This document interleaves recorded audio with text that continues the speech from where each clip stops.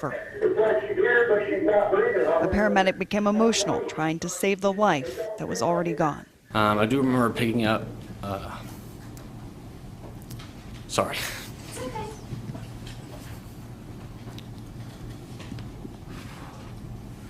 I picked up the little girl and she was limp, she was cold.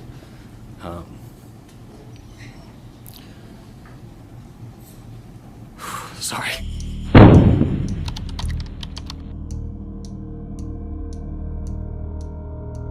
Liliana Wright was born on January 22, 2012, in Galveston, Texas.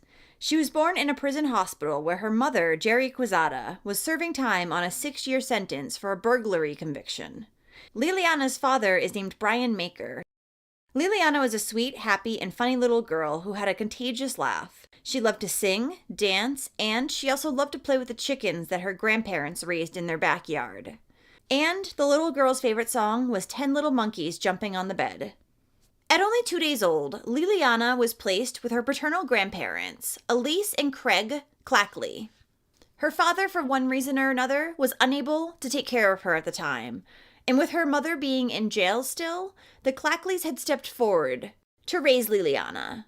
She had a great home, and she was happy there. They treated Liliana more like a daughter than a granddaughter. While Liliana was in her grandparents' care, they would still bring her to the prison from time to time so she could visit with her mother. The Clackleys would also give Jerry money while she was in jail so that she could buy things at the commissary. Now, they weren't even her parents, keep in mind. They were Liliana's father's parents, and they were still giving her money. The Clackleys seemed like very kind and caring people, and Liliana was lucky to have a home with them. But unfortunately, that would not last very long. When Liliana was 2, in December of 2013, her mother would be released early from prison on parole. And at that time, she got custody back of Liliana. Now, Jerry wasn't just a convicted felon. She was also a drug addict, and her older children had been taken away from her. She hadn't had custody of them in years. They are all now living with their father, actually. Jerry had also been arrested in 2007 in Illinois for domestic battery. This prompted Child Services to open an abuse and neglect case. Then in 2008, Jerry was arrested for driving with an open container of alcohol. The same year, she would also be arrested on a drug possession charge. 2 years after that, an Illinois judge would take her children away from her. And in 2010, she had been arrested on her felony burglary charge, the one that she had been serving time for when Liliana was born. Shortly after Jerry got out of jail and obtained custody of Liliana, she would again become pregnant and give birth to another child in October of 2014. Because, if you're not able to keep your other children, just keep having more. That's the solution. For the first 5 or 6 months that Liliana was back in her mother's care, she would still go visit her grandparents from time to time. And she was happy while she was there. But when it was time to return to her mother, she would have meltdowns. And after 5 or 6 months had gone by, these visits to her grandparents' house would become more and more rare. On October 20th, 2014, Child Protective Services would receive a report in regards to Liliana's younger brother. The report raised concerns that the then 6-day-old baby had been born with drugs in his system, as his mother was said to use methamphetamine while she was pregnant. Then on November 9th, 2014, Child Protective Services received another report in regards to Liliana and her younger brother. This time, it was because during a traffic stop, Jerry had been found in possession of methamphetamine. And at the time, Liliana was in the car with her. Liliana had been placed into emergency custody and then later released to Jerry's, at the time, boyfriend, who was also the father to Liliana's younger brother. This boyfriend was also a convicted felon who had a bad temper and was said to hit Jerry, as well as his own mother. So, winner, winner, chicken dinner. Liliana and her brother would not be in his care very long, though, because a few days later, they were found to be living with the little brother's paternal relatives because his father had actually gone to jail on sexual assault charges just a few days after Jerry did. Only a few weeks later, Liliana would be sent to live with her paternal grandparents again, the Clackeys. And at this time, they filed an affidavit trying to gain custody of the little girl because they knew she was clearly in a bad situation in her mother's care. In this affidavit, Elise, Liliana's grandmother, wrote, Liliana's emotional status is not good, and she needs to be taken out of harm's way. I pray the court protects our granddaughter from what she is going through and what she is facing. She would also mention that Jerry was using drugs around both of the children. But despite Elisa's affidavit raising these concerns, her attorney advised her to come to an agreement with Jerry outside of the courtroom. For some reason, he told her if she was to go into that courtroom, she would probably lose everything. So believing him and thinking that she may never see her granddaughter again, Elise agreed to this. And from prison, Jerry signed off on paperwork that would grant the Clackys visitation rights with Liliana. According to this agreement, the Clackys were to have Liliana on the first and third Saturday of each month. While this is more than they were probably seeing her prior to, it's a bit of a slap in the face when they were going for full custody to only being able to see her 2 days a month. So as a result of this being handled outside of the courtroom, the judge never saw or heard the case, never saw the affidavit, and did not know about DCF's prior history with Jerry, but the judge would sign off on the agreement anyways. Yes, without knowing any of these very important details. In October 2014, 2 months before the scheduled hearing, CPS already had a report that Liliana's little half-brother was born with drugs in his system. And during that investigation, the children's mother tested positive on a drug test. Despite all of this evidence existing, Clakeley's attorney did not file any supporting documents with the court to back up his client's sworn statement.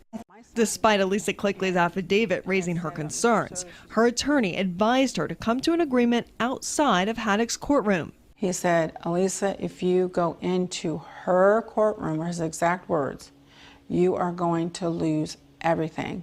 These attorneys were afraid, if you will, to go into her courtroom. Both parties agreed to give Liliana's mother custody and guarantee the Clakeleys visitation rights. As a result, the judge never heard the case, but signed off on the agreement. Clakeley's attorney, Gregory Houseworth, declined to talk with us about why he advised Clakeley not to go before Judge Haddock. Clakeley filed a complaint with the Texas bar against Houseworth. She believes if there had been a hearing in the case, Liliana would be alive today. Anytime harm comes to a child, it's frustrating and it's heartbreaking. Judge Haddock was appointed by Judge William Harris. In April of last year, a month after Liliana's death, Judge Harris told us there was no court documentation of CPS's involvement, and that is possibly one reason why critical information did not come to light. It certainly appears that there should have been a hearing on this case.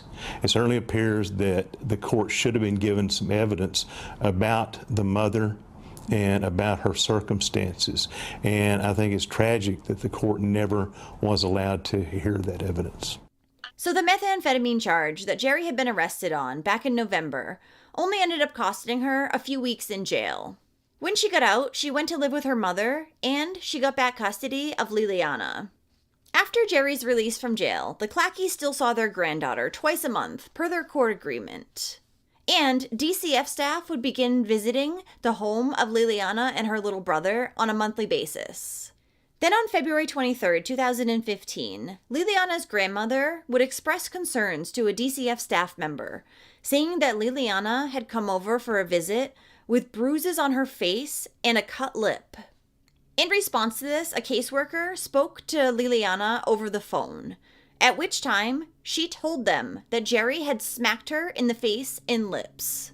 Photos of these injuries were provided to CPS staff, and the following day, a worker would go over to Jerry's mother's home where Liliana was living to check on things.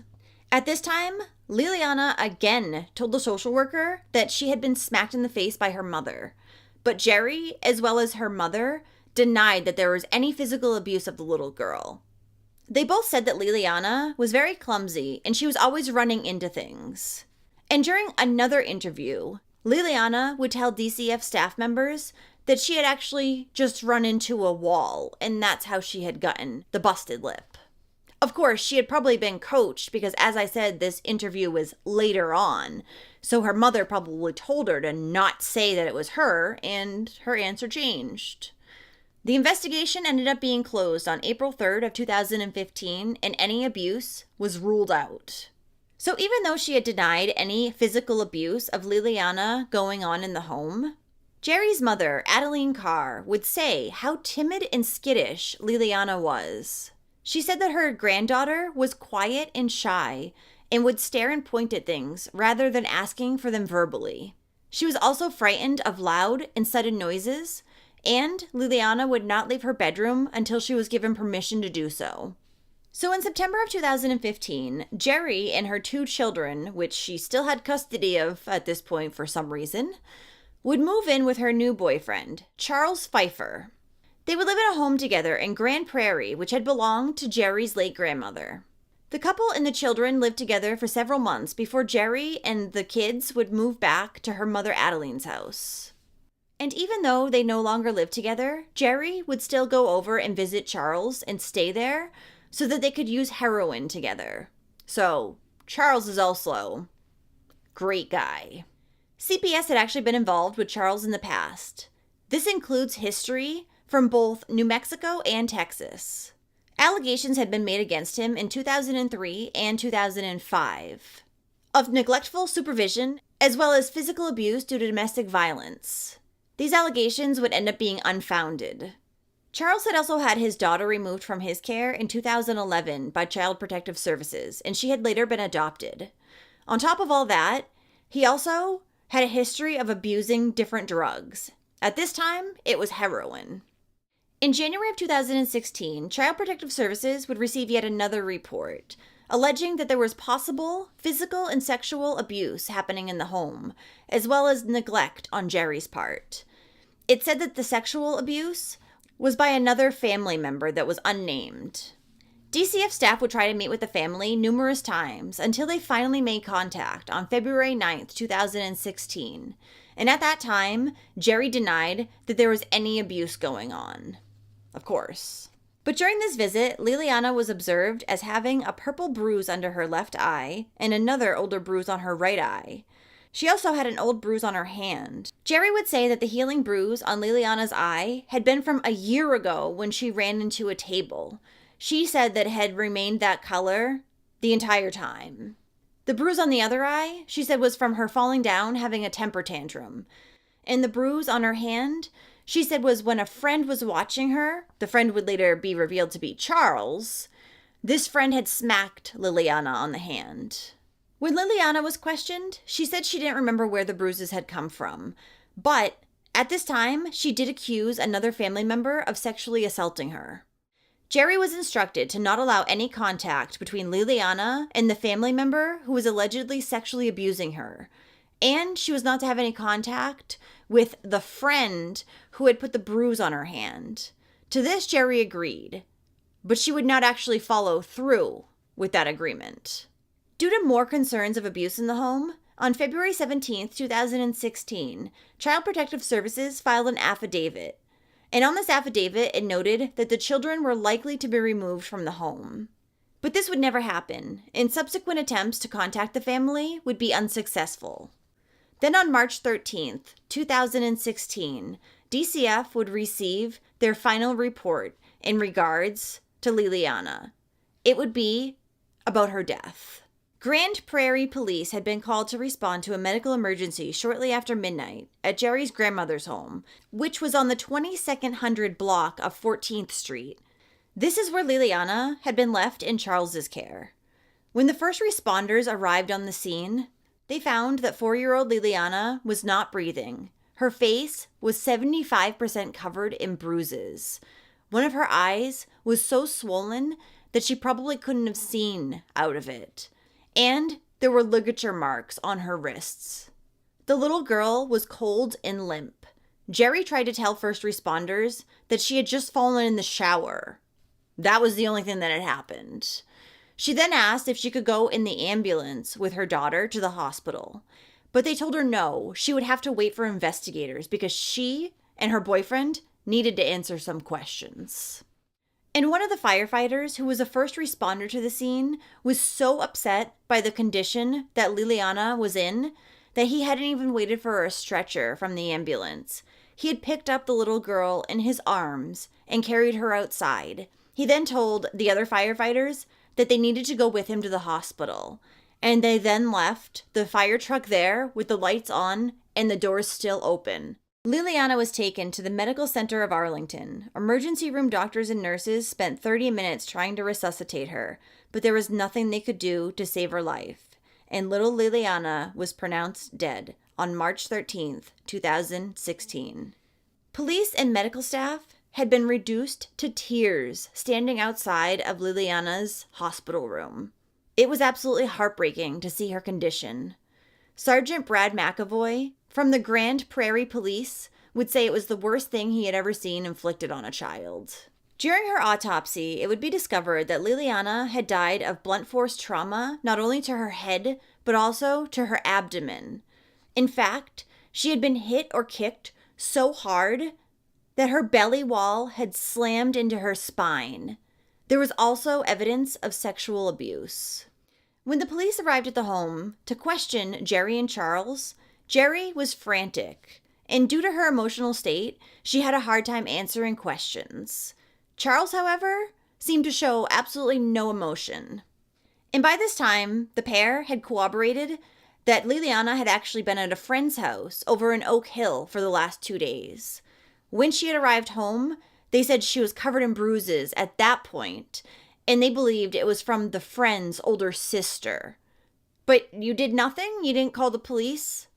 That bruising's normal?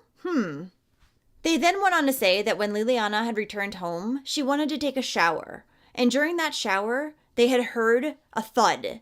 They then discovered that Liliana had collapsed in the shower, and that had caused her death. Please. After giving this series of events, Jerry would ask to speak with a police officer alone. The police officer brought her out to his cruiser, and then Jerry told him what had actually happened to Liliana that night. She also told him that she was scared of Charles.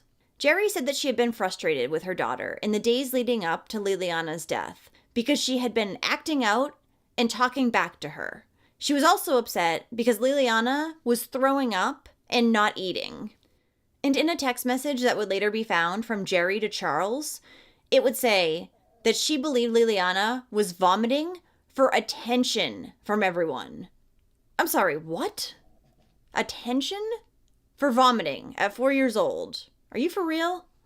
On Friday, March 11th, 2016, Liliana was still not feeling well and had vomited in her bed.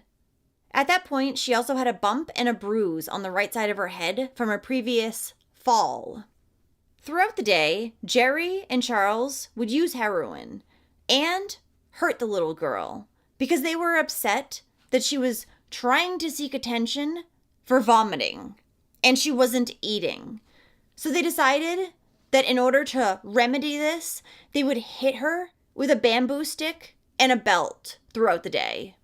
The following day, on March 12th, Jerry stopped by to see Charles, and after using heroin again with him, she had to run some errands, and she took her youngest son back to her mother's house. However, she left Liliana with Charles for a while. Jerry would say that she left Liliana with Charles because the little girl was so badly bruised, she couldn't be seen with her like that in public. When Jerry later returned around 3:30 p.m., she had bought some Pedialyte for Liliana. And at that time, she said everything seemed fine. Liliana was watching TV, though she had been forced to stand up by Charles as a punishment for puking.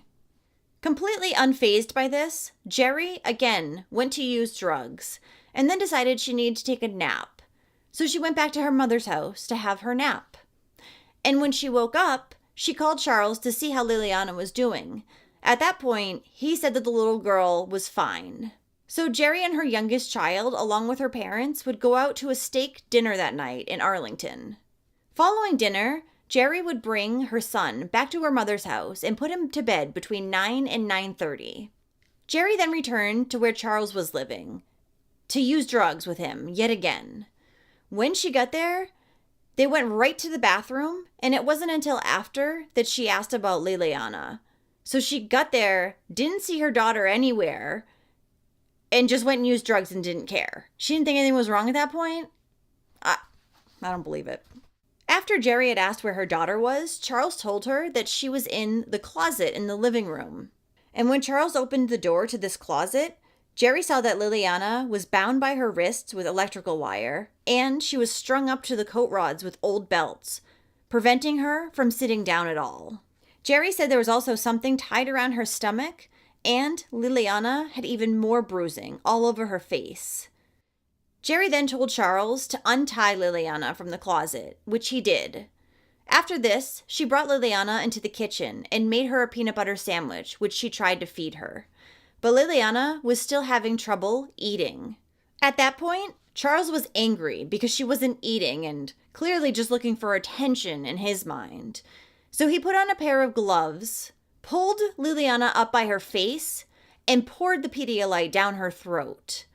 Poor little Liliana just stood by her mother after that, silently, until all of a sudden, she made a gesture like she had to vomit again.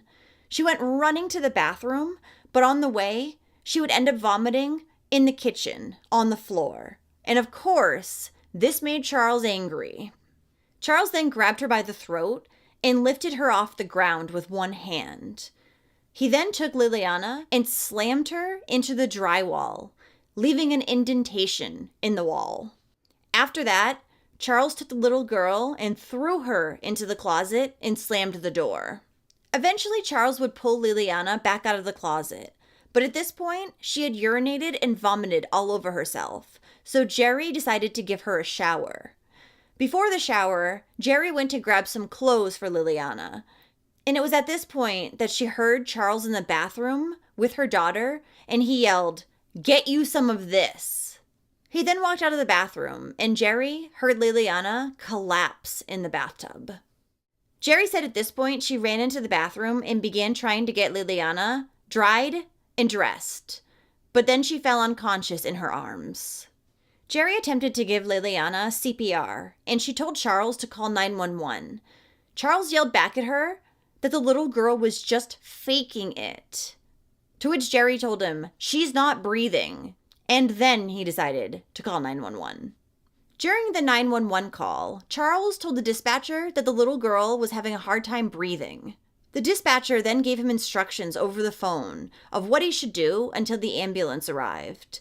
However, it didn't sound like he was following those instructions or passing them off to Jerry. And at one point during the 911 call, Charles even said to the dispatcher about Liliana, "She's been hurting herself lately. She's 4.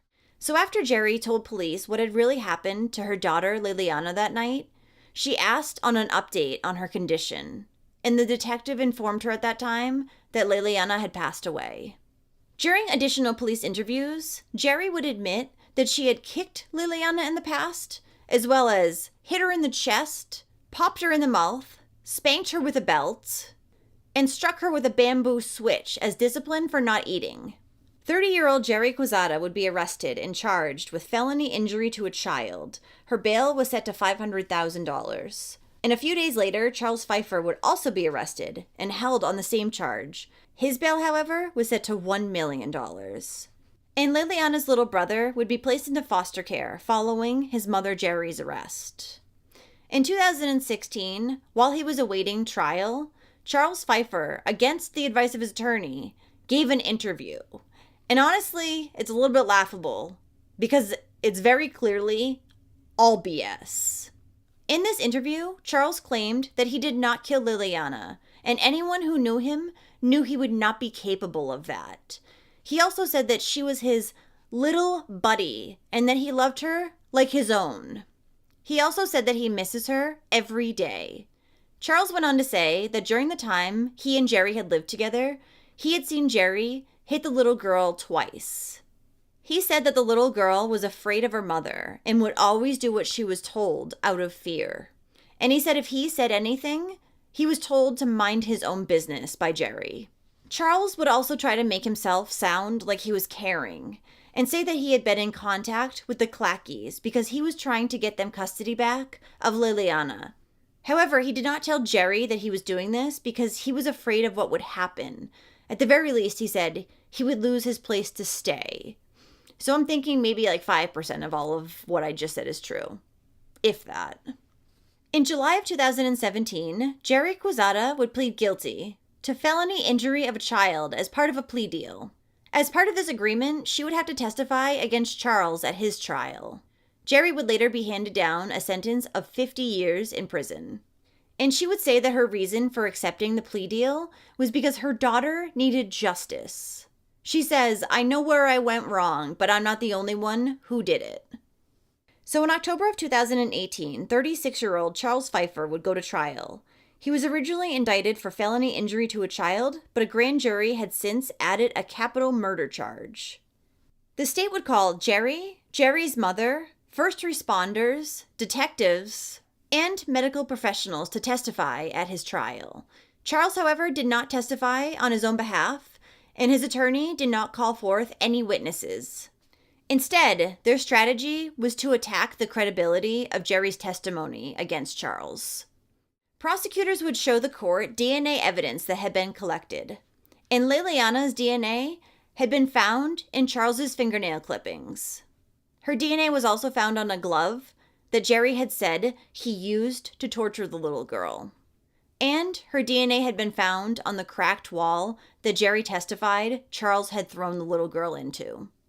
When photos of Leliana, all blackened and bruised, were shown to the jurors, they were clearly disturbed by them. Jurors had been shown pictures of the marks on her wrists and the whip marks on her back. A medical examiner would say that Leliana had suffered at least 12 blows, possibly even more, with overlapping injuries. So Jerry Quezada would also testify in court, per her plea agreement. However, she would admit that she was high on heroin most of the day. So because of this, Charles's lawyers were able to point out multiple discrepancies in her testimony.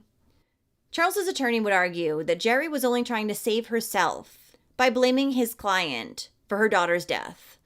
Well, yeah, she took a plea deal. Of course she's trying to save herself. Duh. But the prosecution would argue that while both Charles and Jerry were responsible for Leliana's death, Charles had been the one who had been home almost the entire day with her. And Jerry's story about what had happened to Leliana in the 48 hours prior to her death had already been corroborated by cell phone records, eyewitness testimony, and receipts. The record showed that Jerry was away from the house for most of the day, but as we know, she was home at the time that Leliana died, so who knows if she actually had a hand in the murder or not. And prior to Charles's sentencing, Brian Maker, Leliana's biological father, would read his victim impact statement. In it, he recalled that the last time he had seen his daughter, he had taken her to see Santa Claus. He said Leliana was happy. That is until she saw her mother again.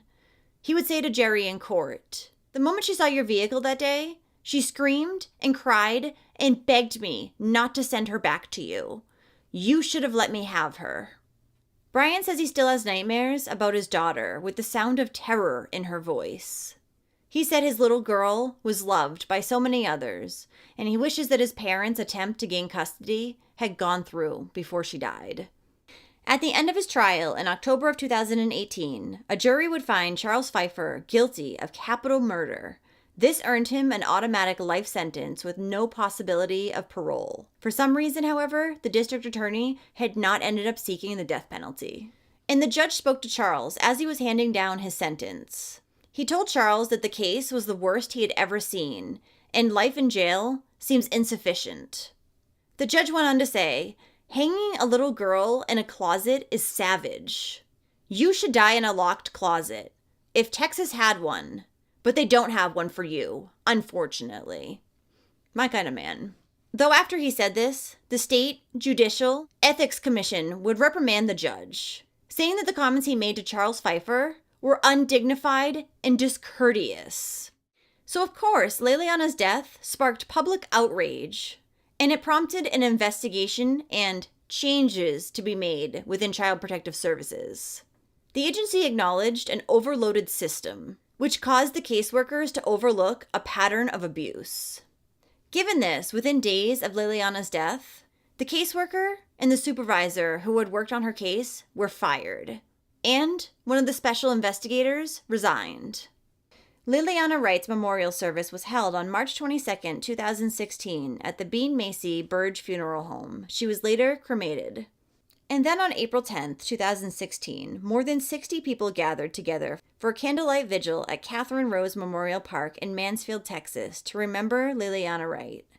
Her grandmother, Elisa Clackley, said during the vigil, "I hope that tonight will give me the push forward to go on and fight this.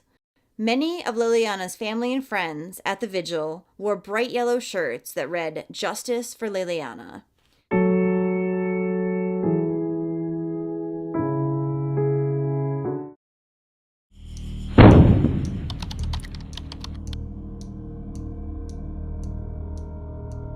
Emily Behringer was born on Thanksgiving Day in 2015. She was born 8 weeks premature to her mom, Amanda Adkins. Emily had a beautiful smile, and she was a very pleasant and happy baby. She hardly ever cried. Emily had 3 siblings as well, whom she loved to play with. She had a 7-year-old brother named Nathaniel, a 6-year-old sister named Carly, and a 2-year-old brother named Cameron. And when Emily was 10 months old, she was just beginning to take her first steps and was babbling a few words. She was very loved by her entire family. In the summer of 2016, Emily's mother, Amanda, decided to move from their home in Maryland to West Virginia to start a new life for her and her family. She had previously lived near Baltimore, and knowing that it wasn't a safe place to raise children, she decided that West Virginia, being lots of country, would be a better idea for them. Now, not long after her family had moved to West Virginia, Amanda met a man named Benjamin Taylor, or Benji for short, as he went by. Benji swept Amanda off her feet. He seemed perfect. He always wanted to be around her, and he loved going places with her and the kids. He would act like he was already part of the family. In Amanda's eyes, he was a great guy. He was perfect. In fact, in August of 2016, Benji even posted a picture on his Facebook of him and Amanda kissing. And soon after, on September 7th, he changed his relationship status to in a relationship with Amanda Adkins. Now, Benji did have a short criminal history. He had a record of burglary, and then he also had breaking his probation twice. And only a few months after they met, Benji had moved into the house with Amanda and her children. So on October 2nd, Amanda and her 3 older children went to bed around 9 p.m. Benji decided to stay up for a while. He wasn't tired, and neither was Emily. So she sat in her swing in the living room while Benji went down into the basement to do some laundry. And at some point, Benji ended up taking Emily downstairs while he finished doing the laundry and listening to music. Amanda awoke around 4 a.m., and she looked in Emily's crib. She wasn't there. And her boyfriend, Benji, also was not laying next to her in bed, so she didn't know where either one of them were. She figured maybe they had fallen asleep downstairs, him on the couch, her in her swing. So she went down to check, but they weren't in the living room either. So Amanda went down into the basement because she remembered that Benji said he was going to do some laundry. And there, she found the most horrific scene. She found Benji shirtless, kneeling over her naked daughter with his pants unbuttoned. The lights in the basement were dim, and Amanda couldn't quite figure out what was going on. She asked him what he was doing. Benji just said that he was drying Emily off. She asked him why he would be drying her off this early in the morning in the basement. And it was then that she noticed there was something wrong with Emily's face, and she went over towards Benji and her daughter. Emily's face was covered in blood. She was making a gurgling sound, and she was cold to the touch. Amanda immediately grabbed her and smacked Benji across the face, screaming, "What did you do? What did you do?" She ran upstairs and called 911. She told the dispatcher that Emily was bleeding from her vagina. And she yells into the phone, "I think he effing raped her."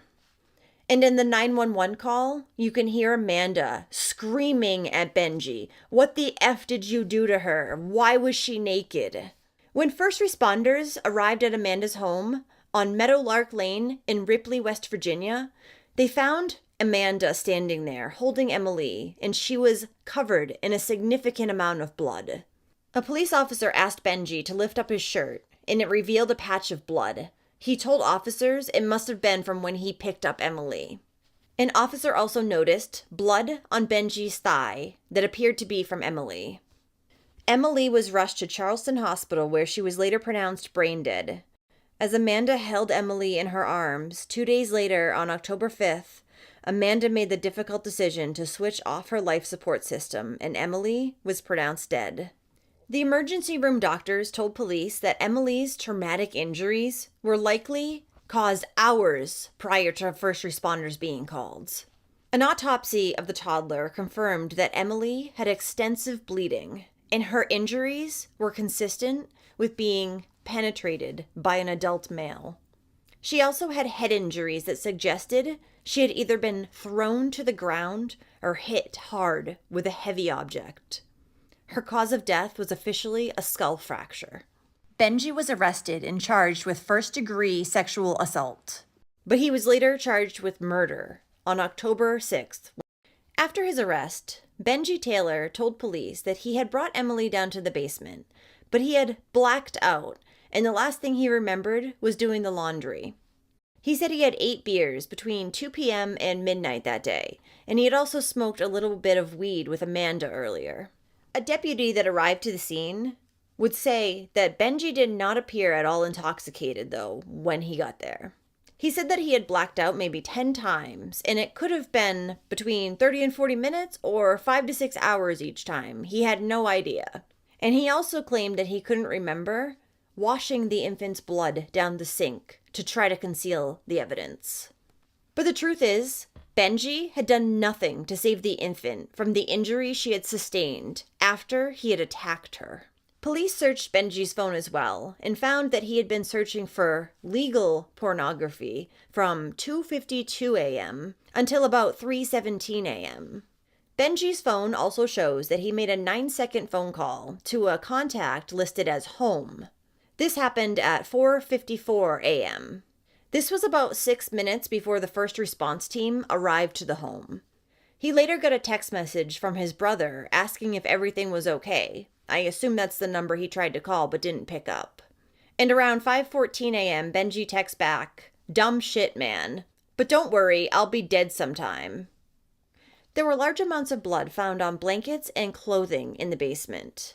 Police investigators also obtained a search warrant to obtain Benji's clothing from that night, as well as a DNA sample. He was held at the South Central Regional Jail on a $2 million bond. On October 5th, 2016, a petition was actually made to the federal government to publicly hang Benjamin Taylor. It gathered quite a few signatures, as would be expected, before it was ultimately taken down. In March 2019, the case went to trial.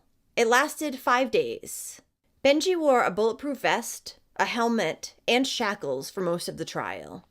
During the course of the entire trial, there were many character and witness testimonies that were given. The character witnesses included a longtime friend of Benji's, the girlfriend of Benji's brother, Benji's son's mother. Yes, he had a young son at the time he did this. Benji's father, Benji's mother, and Benji's brother. The girlfriend of Benji's brother said that he was there for her throughout her entire pregnancy, and when her boyfriend had been dealing with medical issues. She also said he had been a positive influence in her son's life, and he had never been overtly sexual or aggressive in her presence. Brenna Garnes, the mother of Benji's son, testified that he had also spent time with her daughter, and she had no complaints as to how he was around the children. She went on to say that there were times when Benji would drink that he would get very quiet, but he never became aggressive or overly sexual. She said she could never imagine that he would do what he was accused of doing. And this is going to anger you because this is not the kind of thing that you say during a baby's murder trial. Benji's father decided to tell the courtroom that he was proud of his son for who he was. He also said that Benjamin had never been violent, aggressive, or sexually inappropriate. He told the jury that he remembers his wife waking him up on the morning of October 3rd, 2016, and they rushed over to Amanda's house. David said that Amanda seemed calm, and she never expressed any anger when he drove her to the hospital. Benji's father went on to say that he was surprised that law enforcement and EMTs had described Amanda as being distraught and hysterical that morning, because he just remembers her being calm. Right. That just happened to her daughter. And what was heard on the 911 call? I don't believe anything else to say. A recording was also played in the courtroom of Amanda screaming and crying hysterically at the hospital. And then Benji's mother, Rita Taylor, would go on to say that she believed Amanda was faking her hysterics. Benji's brother, Zachary Taylor, didn't have a lot to say, but he did say he was a good influence on his sons and that there was no way he could have ever done what he was accused of doing. Benji's mother, Rita, shared stories of Benji's kindness towards his own son, his nephew, and other children in the family. And she also recalled her son having 3 episodes where he had used either drugs or alcohol in the past, and he had just laid there. She, of course, also said that there was no way her son did what he was accused of doing. But she had also received a phone call on the morning of October 3rd. It was Benji. He said that he loved her, and then he hung up. The prosecutors also asked Benji's mother, if Benji had come out of a blackout holding an injured child, would he have called 911? To which Benji's mother said, yes. So why was 911 not called until Amanda got down there? That doesn't fit. An audio recording was also played at the trial of Benji while he was being held in jail, speaking to someone else over the phone. He was heard saying that he wasn't aware that the baby was even bleeding until someone else told him that she was. In another recording, he says to someone, "I'm not afraid to take punishment for what I've done." But according to Benji, in court, he was trying to build a relationship with Emily. He said that his intent was to marry Amanda and to start a family with her. He also said that he would go into Emily's room and she would always smile at him. The prosecution also asked Benji if it would be outside of his character to joke around about hurting somebody during sex. He said yes. That wasn't something he would do. The prosecutor then showed him screenshots of posts that he had made on Facebook. There were many memes joking about pain and sex. Back in June, Benji had also bragged on his Facebook, saying, "I will never apologize for being a sex freak." He loved the message so much that he actually made it his background cover photo. Swabs of the basement floor tested positive for blood. And in baby Emily's diaper, there was blood as well as what was presumed to be male fluid found. Similar results were also obtained with a sexual assault kit. And the pants that Benji had been wearing that night also tested positive for male fluids. The defense called a former neighbor to the stand. Barbara Kay had lived near Amanda at the time of this occurrence. On the other side of Kay's bedroom wall was Amanda's apartment. The night that Emily was attacked, Kay said that she was in bed, and then around 12:30, 1 o'clock, she heard a baby crying and screaming. She got up and was about to call 911, but then the crying and screaming stopped, so she figured everything was okay and went back to bed. And Benji's defense attorney consistently would say that his client was being falsely accused. He said police should be focusing on other people as well, and not just on Benji. After only about 2 hours of deliberations, jurors found Benjamin Taylor guilty of first-degree murder, guilty of death by child abuse, and guilty of sexual abuse by a guardian. The jury followed this guilty verdict with a sentencing recommendation of no mercy for Benjamin Taylor, which meant that he was facing being jailed for life without parole.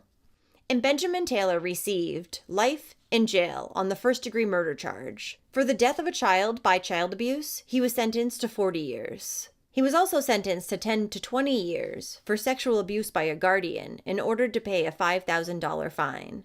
These sentences are to run consecutively. For the first time today, Benjamin Taylor showed emotion. Throughout this trial, he stared blankly ahead, never looking at evidence that was shown on the large projector in the courtroom. He never cried when graphic, horrific photos of Emma's bruised body were on display. However, immediately following the verdict being read aloud, Benjamin Taylor broke down in tears. Take a listen to Judge Tatterson. A verdict of the jury: you have been found guilty of the offense of murder in the first degree. It's contained in count 2 of the indictment. Guilty of death of a child by child abuse as contained in count 3 of the indictment. And sexual abuse by a guardian. Whether that verdict was then. Family members here telling us finally they feel that justice for baby Emily has been served. His defense attorney said that they plan to file an appeal because there was evidence that the jury didn't hear right. In April 2017, Governor Jim Justice signed into law a bill that increases the penalty for a person convicted of child abuse resulting in death. It's called Emily's Law. A large crowd gathered on the night of Friday, October 7, 2016, in Pasadena, Maryland, for a candlelit vigil in memory of Emily. People from several communities gathered to show their love and support. Emily's relatives wore photos of her on their t-shirts. They also all asked for privacy, but told the crowd that they appreciated the outpouring of love they were receiving. Emily Behringer's funeral was held at the McCully Poliniak Funeral Home in Pasadena, Maryland on Sunday, October 16, 2016. Emily Behringer was buried and memorialized at Glen Haven Memorial Park in Glen Burnie.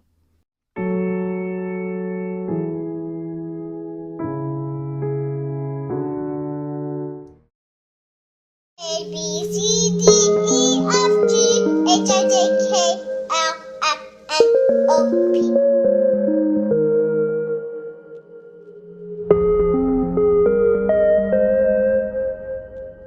Truly heartbreaking. We are learning that Madeline Soto's body was found right near where I am standing on Hickory Tree Road.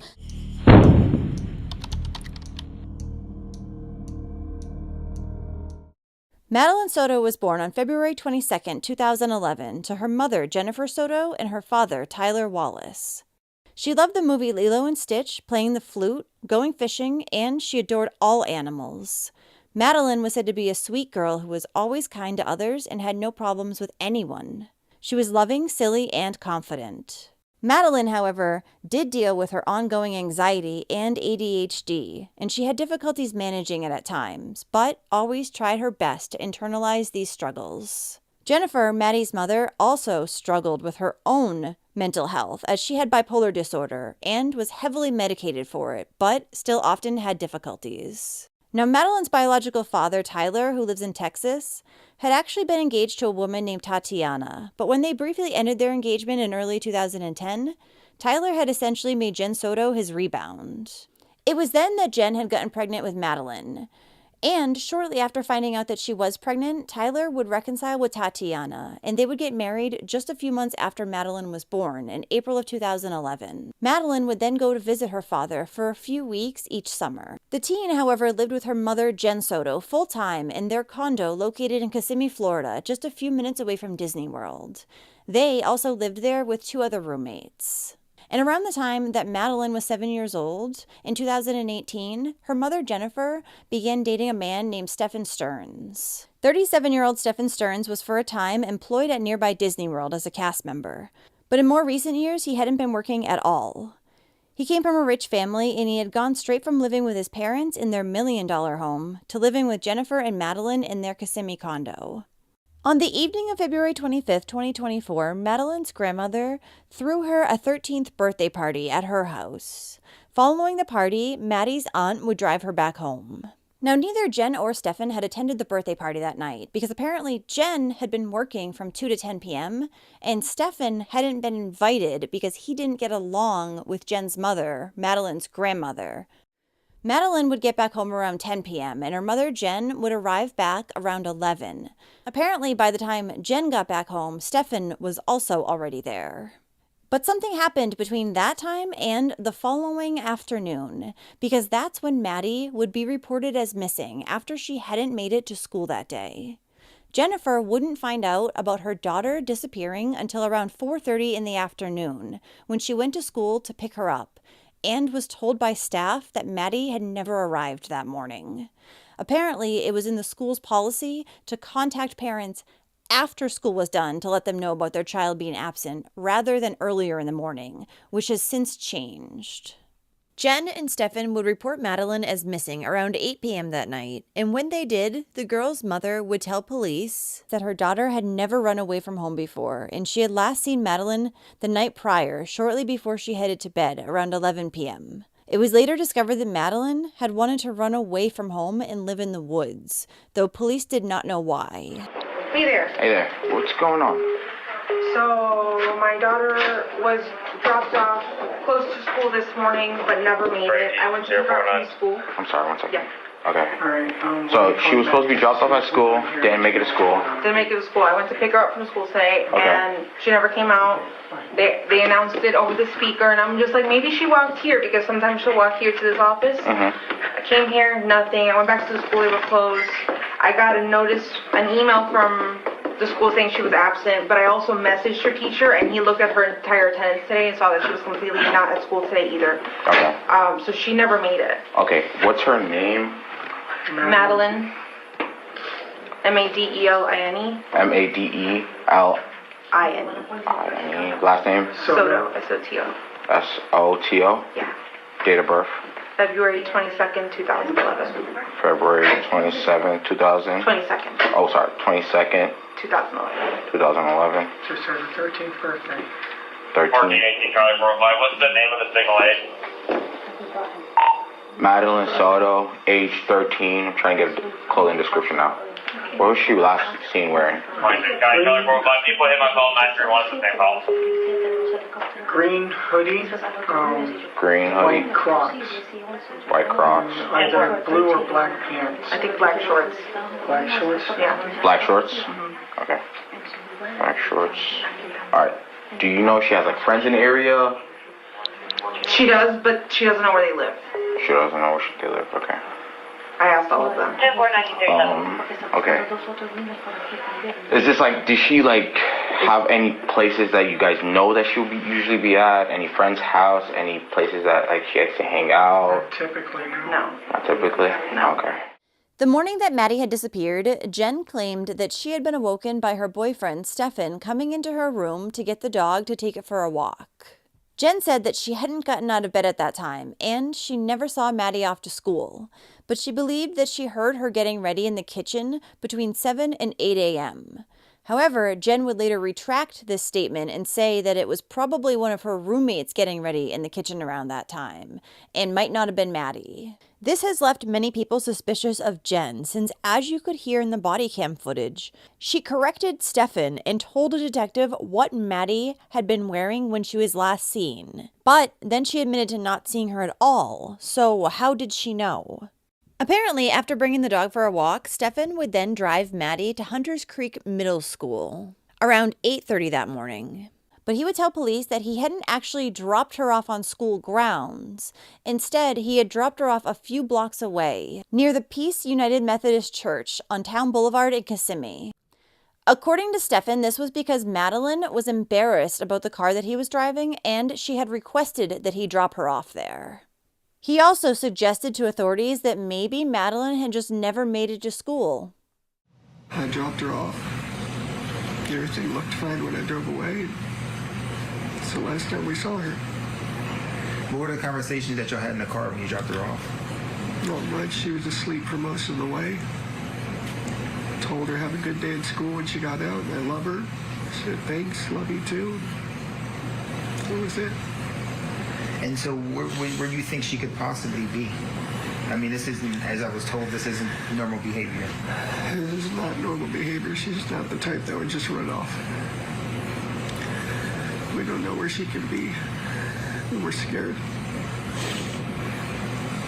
We just want her home. Are you, in a sense, blaming yourself?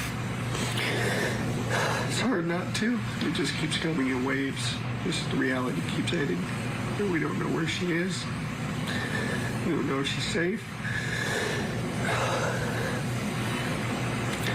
We're just scared. We just want her home. Conflicting reports here and there. People say they see this or that. None of it's conclusive and none of it's helpful. We just want our baby girl back. Police began their search for Madeline, and more than 50 Orange County Police Search and Rescue team members began their search in the area where she had last been seen. But despite Stefan and Jen's worries about Madeline being missing, Stefan would tell police that neither he nor Jen had gone out that night to look for her. When detectives spoke with Madeline's mother, Jen, one of the things that they would ask her during her interrogation was where her daughter had slept the night before. To which she informed the detective that Madeline, her 13-year-old daughter, had slept upstairs alone with her boyfriend, Stefan. The mother claimed that normally the three of them would sleep in bed together. But that particular night, she had asked them to go to bed, just the two of them, because Jen had a new job and she needed to be well rested for it. Though it's said that Jen received disability check payments, so she barely worked in order to not affect those payments. So not only did she send her daughter to bed with a full-grown man, and her excuse was because of her job that she barely even went to anyways, but she also missed Maddie's very important 13th birthday party because of this job. Madeline also had a small makeshift bedroom off of the living room of the condo, so there was no need for her to be sleeping in the same bed as Stefan. All three of them, Jen, Stefan, and Madeline, had their own separate beds. But according to Jen, it wasn't uncommon for her daughter to sleep with Stefan when she was home and sometimes when she wasn't. Jennifer also added that she had a lot of anxiety, so it would make it difficult for her to sleep in bed with other people some nights. And she said that even though Madeline had her own bedroom, she really never slept there. She just hung out there during the days. And when police later spoke with Stefan, he told them that he only slept with Madeline because she needed human contact in order to fall asleep. He referred to it as snuggling her. What are the sleeping arrangements? He sleeps in. Okay. Did she sleep in her bed Sunday night? No. I was just back. I'd been away for a couple months. We in the same bed together, so we get some serious sleep. So she said no to that and suggested that the guest room upstairs had a big enough bed. So some snuggle, cuddle time that would suffice, and Jen would get to sleep in peace. Okay. So you say snuggle time. What does that mean? Like to be alone. She is extremely dependent. She does not like to be alone at all. She needs human presence around her. Gotcha. We've been trying to wean her off of that, but it's been difficult. Apparently, there was a woman who had once worked with and dated Stefan in late 2022 and said that around then he had broken up with Jen, and that's when she had started dating him. But he would never spend any nights at her house. He would always return back to the Soto house, saying that Madeline and Jen couldn't sleep without him there.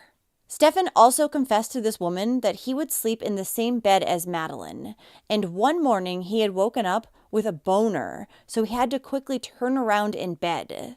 After finding out this information, the woman was very uncomfortable and stopped talking to Stefan.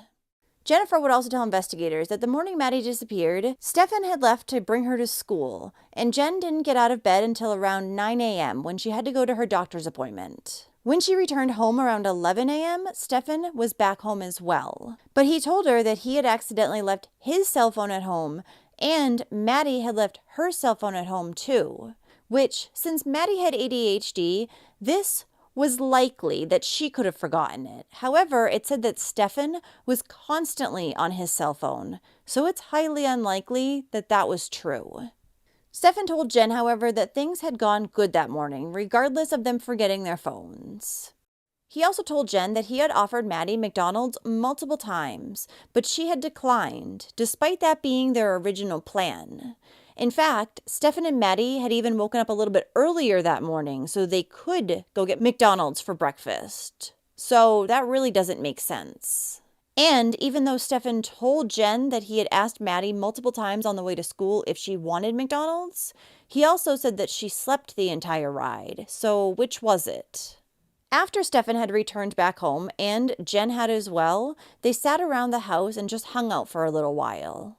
During that time, Stefan decided to do an update to his iPhone, and he told Jen that he accidentally reset the entire thing. Convenient. A little while later, Stefan got up and told Jen he was leaving to go to a few video game stores, and he'd be back later to pick up Madeline with her from school. But when Stefan didn't return back by 2:30 p.m., Jen called him and received no answer. Jen would end up deciding she couldn't wait any longer for Stefan to get home, and she left on her own to go pick up Madeline. About 10 minutes after she left, Stefan would call and say, "Sorry, I accidentally left my phone at home again." While he'd been gone, he also told Jen that he had gotten a flat tire on Interstate 192. And despite Stefan earlier telling detectives that neither he nor Jennifer had gone out that night to search for Maddie, Jennifer said that Stefan had actually told her he was taking her car, a Nissan Sentra, and going out to look for Maddie. Stefan had claimed that he had driven up and down Route 192 looking for the girl, but didn't say exactly where. It would later be discovered that he had gone all the way up to Northport, Florida, where his parents live, for unknown reasons. The following day, Jen woke up early to call as many resources as she could to help in the search for her daughter, while Stefan slept in most of the day. When police spoke with one of Jennifer's roommates, she said that she had gotten home around 11:30 p.m. the night before Madeline had been reported as missing. When she got home, she didn't see anyone in the downstairs, but she heard people upstairs. This roommate had then gone to bed at 2:30, and when she did, she said that she heard someone in the bedroom where Stefan normally slept, and it sounded like someone putting something on a table. The same roommate said that she had seen Stefan the following morning around 10:30 a.m., and when she did, he was acting odd and going up and down the stairs and in and out of the condo multiple times. He was also washing clothes, which the roommate said was weird because she had never seen him do that before. On the night that Maddie had been reported as missing, police also took his phone into evidence to search through it since he had been the last known person to see Madeline. And on the ride home from the police station, he seemed very nervous. Jen, however, also believed that police were targeting the wrong guy, so she decided to call up Stefan's father and tell him that she thought he needed a lawyer at that point. Then, 2 days after Maddie had disappeared, Stefan Stearns was arrested by the Kissimmee Police Department. However, it was not in connection with Madeline's disappearance. It was on charges of SA and possession of CP. Police had searched through Stefan's phone, and when they did, they found many images of him SAing little Madeline, going back for at least 2 years. From what I understand, that you gave the deputies consent to look through your phone. You did? Okay. And you voluntarily gave it to them so they could bring it here to do the extraction and stuff like that. Okay. What do you think was on the phone? Text messages. Emails. Old stuff. Pictures? Oh, yeah. What kind of pictures were on there? Training card pictures, lightsaber pictures, Disney pictures. Do you have a Google account? Yeah. Do you save pictures to your Google account? Sometimes. Yeah. Or is it automatically? I know sometimes phones sync to a cloud and... Yeah, I think it backs up to Google. Here's where I'm going to be brutally honest with you. There's your phone. And I'm pretty sure you know what some of those pictures are about. You're a very intelligent person. And I don't want you to discredit yourself by saying you don't know about all the pictures that are on your phone. You understand what I'm saying?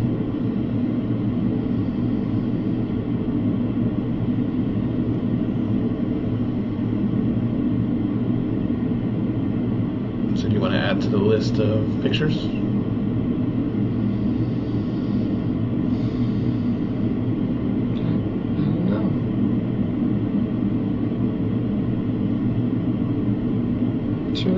Should I be talking with a lawyer right now?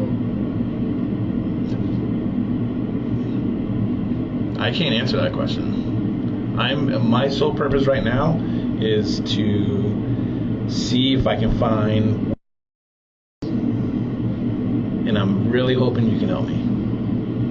Okay. Well, I'd like to try to help, but I feel like I should probably have a lawyer present at this point. So you're wanting an attorney? Yeah, I think so. Okay. That can happen. I want to let you know you're not free to leave. You're being detained, okay?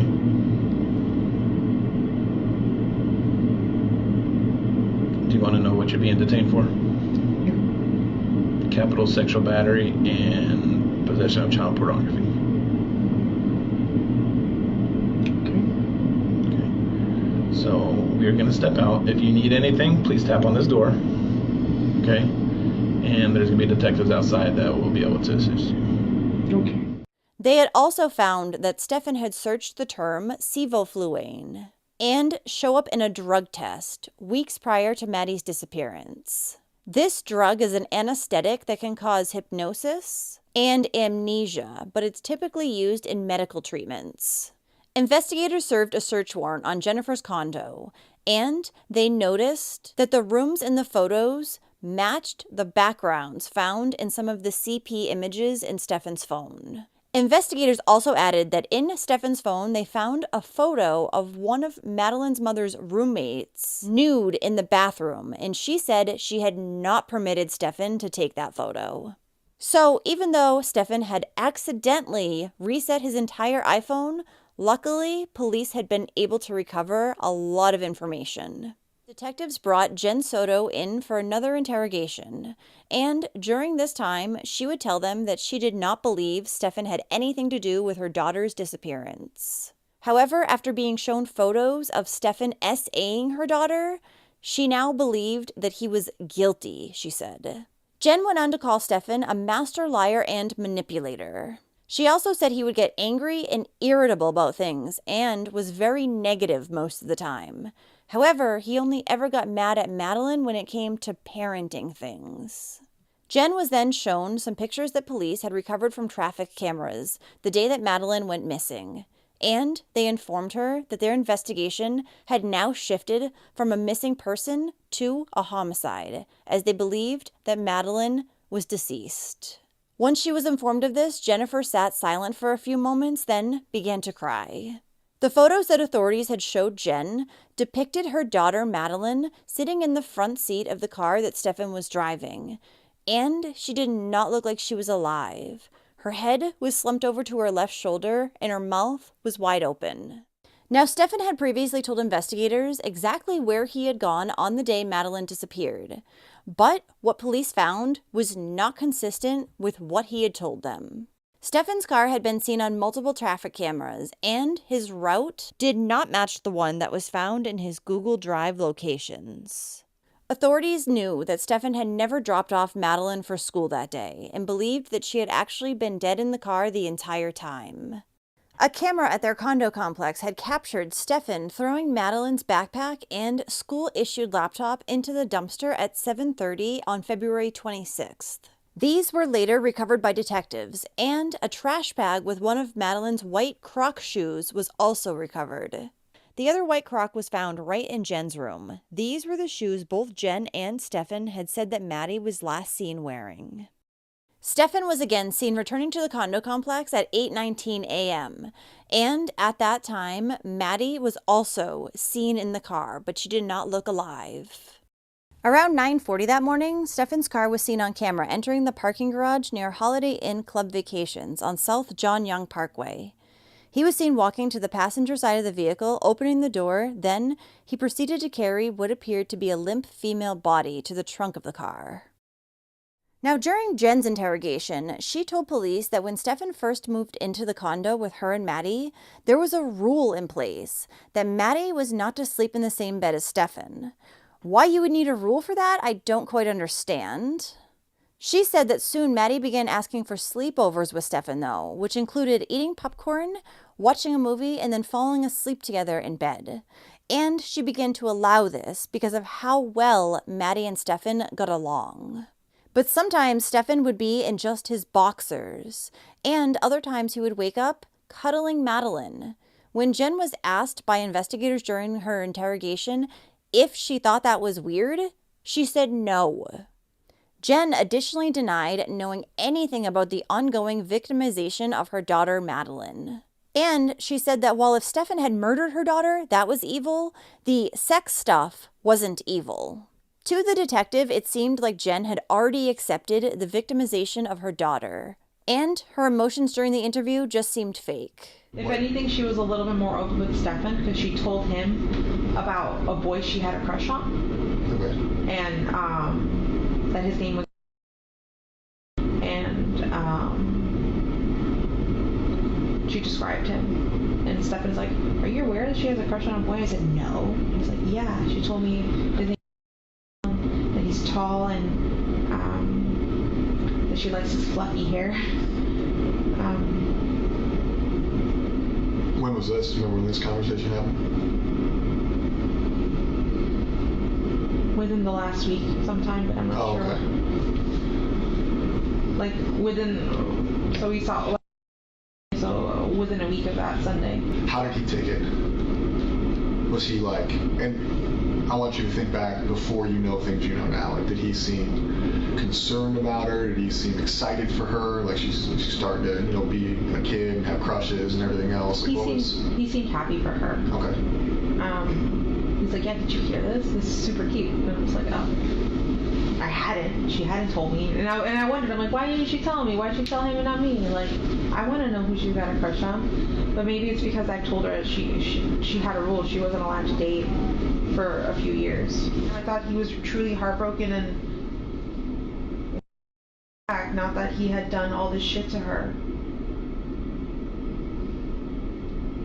Like, I look back at shit now, I'm just like, he was fucking lying. He was fucking faking. What else has he been lying to me about? I know he's like a master liar and manipulator because he's done it to his parents, and he's told me and shown me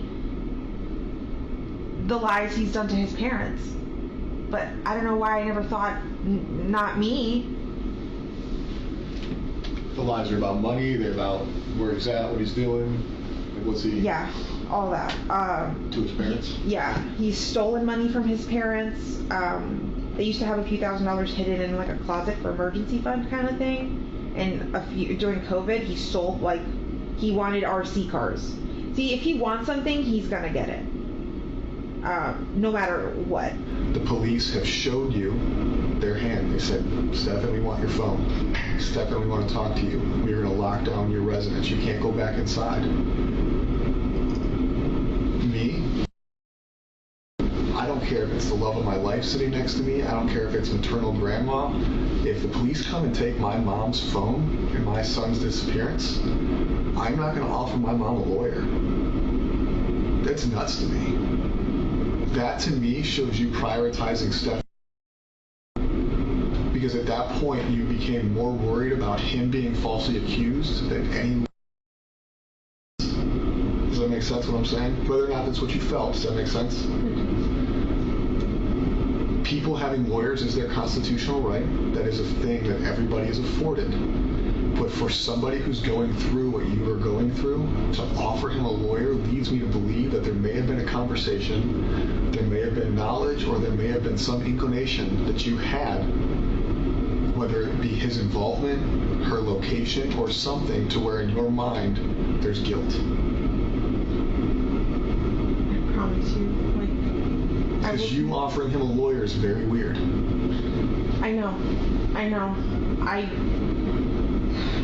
That was still me under the assumption that I think at one point you guys interviewed me, and when you guys showed me the picture of her, I believed the sexual stuff, but I didn't want to believe that he had done anything evil to her. I'm like, no, what if he did this stuff fine, but what if she's still missing out there? What if somebody took her? I still wanted to believe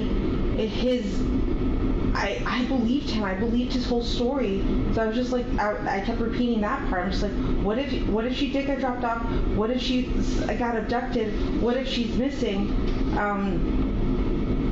But that was me assuming that you guys had the wrong guy. I wanted to think he was a good guy still, but clearly he's not. After everything you guys have told me and have shown me, I know he's the worst person on this face of the earth. We know that now. We know he's a piece of shit now. I know. But you didn't know that then. I didn't. Then you offered a guy who the police suspected of kidnapping, abducting, assisting the disappearance. Offered him a lawyer. at the roundtable that you went back to what you just said is the sex stuff is fine. It's not fine. Hold on. If I knew anything, I promise you, I would tell you. Like, I am willing to take a lie detector test, whatever the fuck you want, but I don't know anything. He's never mentioned anything. I've never seen any signs. I tried watching her like a hawk. I thought I was doing a good job, but I wasn't. I was oblivious to everything. 4 years? Minimum. That's just how that far back the cloud goes. And I find it hard to believe for me that you were so worried about how many pills she took at night, but not where she slept or what relationship she was. His interest in her. I thought we were all safe. I thought because that he hadn't shown me anything so far, like everything seems fine. Like he seemed like he treated her like he treats you. The mother also said that she was afraid of a Woody Allen type situation occurring, referring to Woody Allen, who fell in love with and ended up marrying his younger stepdaughter. But why you would ever have that on your mind as a mother unless you knew something was going on in the house, I'm not sure. Jennifer also told the investigators that she had broken up with Stefan in December of 2022 because he was so messy. But she continued to let him live in the house because he was her best friend. Well, his messiness stays too. Not sure if she realizes that. But after they broke up, Stefan had moved to the upstairs bedroom where he continued to live until December of 2023. And at that point, he moved out and moved back in with his parents in Northport, Florida. So at the time Maddie went missing, he was apparently just there to bring her to school the next morning because Jen was too tired. Detectives would then present Jen with the theory that maybe her daughter Madeline was pregnant at the time that she had died. She didn't die naturally. She didn't overdose. She didn't have a heart attack. We circled murder on Monday. Something had to cause that. He's been having unrestricted sexual activity for a long time. He's getting what he wants from her, probably from you, and who knows whoever else, right? So it's not like he woke up or went to bed Sunday and he was like, you know what? I'm done with this, but I'm going to kill her. Something happened. People don't just wake up and like, you know what? They leave people, they break up with people, but usually things cause people to snap. Now what? You know what? And I'm in trouble, or I feel like I'm going to, or him being out. We can go even worse. She's pregnant. That's what questions last night led me to believe when we started talking about her period. I was told that her and her friend, and granted, I'm male, never had a period, but that somebody found it weird that they were no longer on the same cycle. Could be different because she's a teenage girl. Could be that she missed her period. Have you ever found a pregnancy test at home that wasn't yours? I have 2 underneath the bathroom sink, but I haven't seen if they're still there or not. On the same day as Jen's interview on March 1st, authorities were contacted by a man who had seen a news conference and wanted to report seeing Stefan's car on the day Maddie had gone missing. The man said that he had seen this car around 1:30 p.m. on February 26th, pulled off to the side of the road on Hickory Tree Road. He told law enforcement that the man was outside of the car with a tire iron in his hand. And he said this man looked scared, but he assumed that it was just because he was stranded by the side of the road with a flat tire. Law enforcement was also able to obtain video surveillance footage from the street over from Hickory Tree Road. And they saw a car that looked just like Stefan's going down Hickory Tree Road around 2 p.m. Police then went out to this rural area of Osceola County and looked for any signs of Maddie. There, they spotted locked gates on the east and west sides of the road. After the property owner unlocked them, it was only a few minutes of walking around before they noticed a pair of blue jeans and ultimately Madeline's body. She was found tucked behind a line of bamboo trees off of Hickory Tree Road.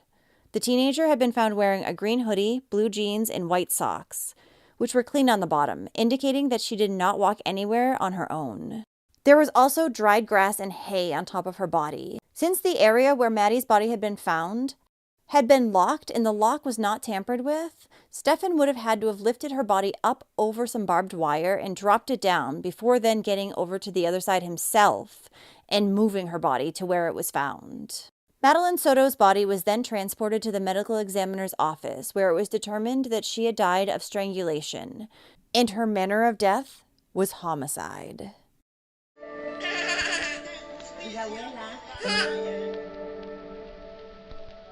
A,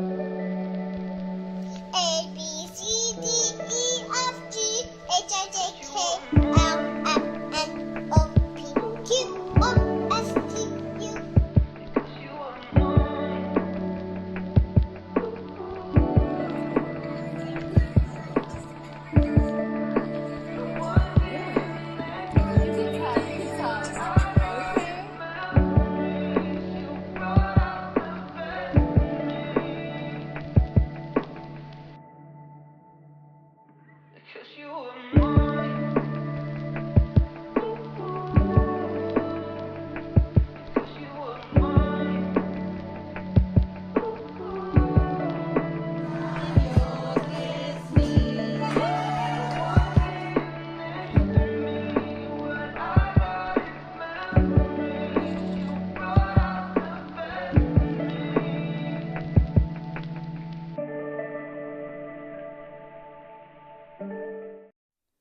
After police found Madeline's body and they contacted Jennifer to tell her about the latest update, she began to cry. She then handed the phone over to Madeline's biological father, Tyler, who had arrived from Texas.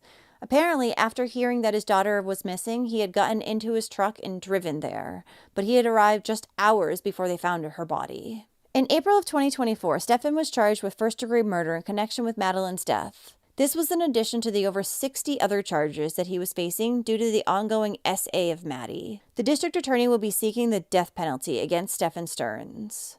Prior to this, surprisingly, Stefan had only been in trouble with the law due to multiple speeding tickets. But he had definitely been hiding things, because on April 11th, when Stefan's father was cleaning out a storage unit, he opened up a storage bin and found a hard drive that would normally be kept in a desktop computer. In the same bin was a watch that Stefan had told his father he had in his bedroom. He believed that his son had gained access to the storage unit when he had gone to Northport on February 28th.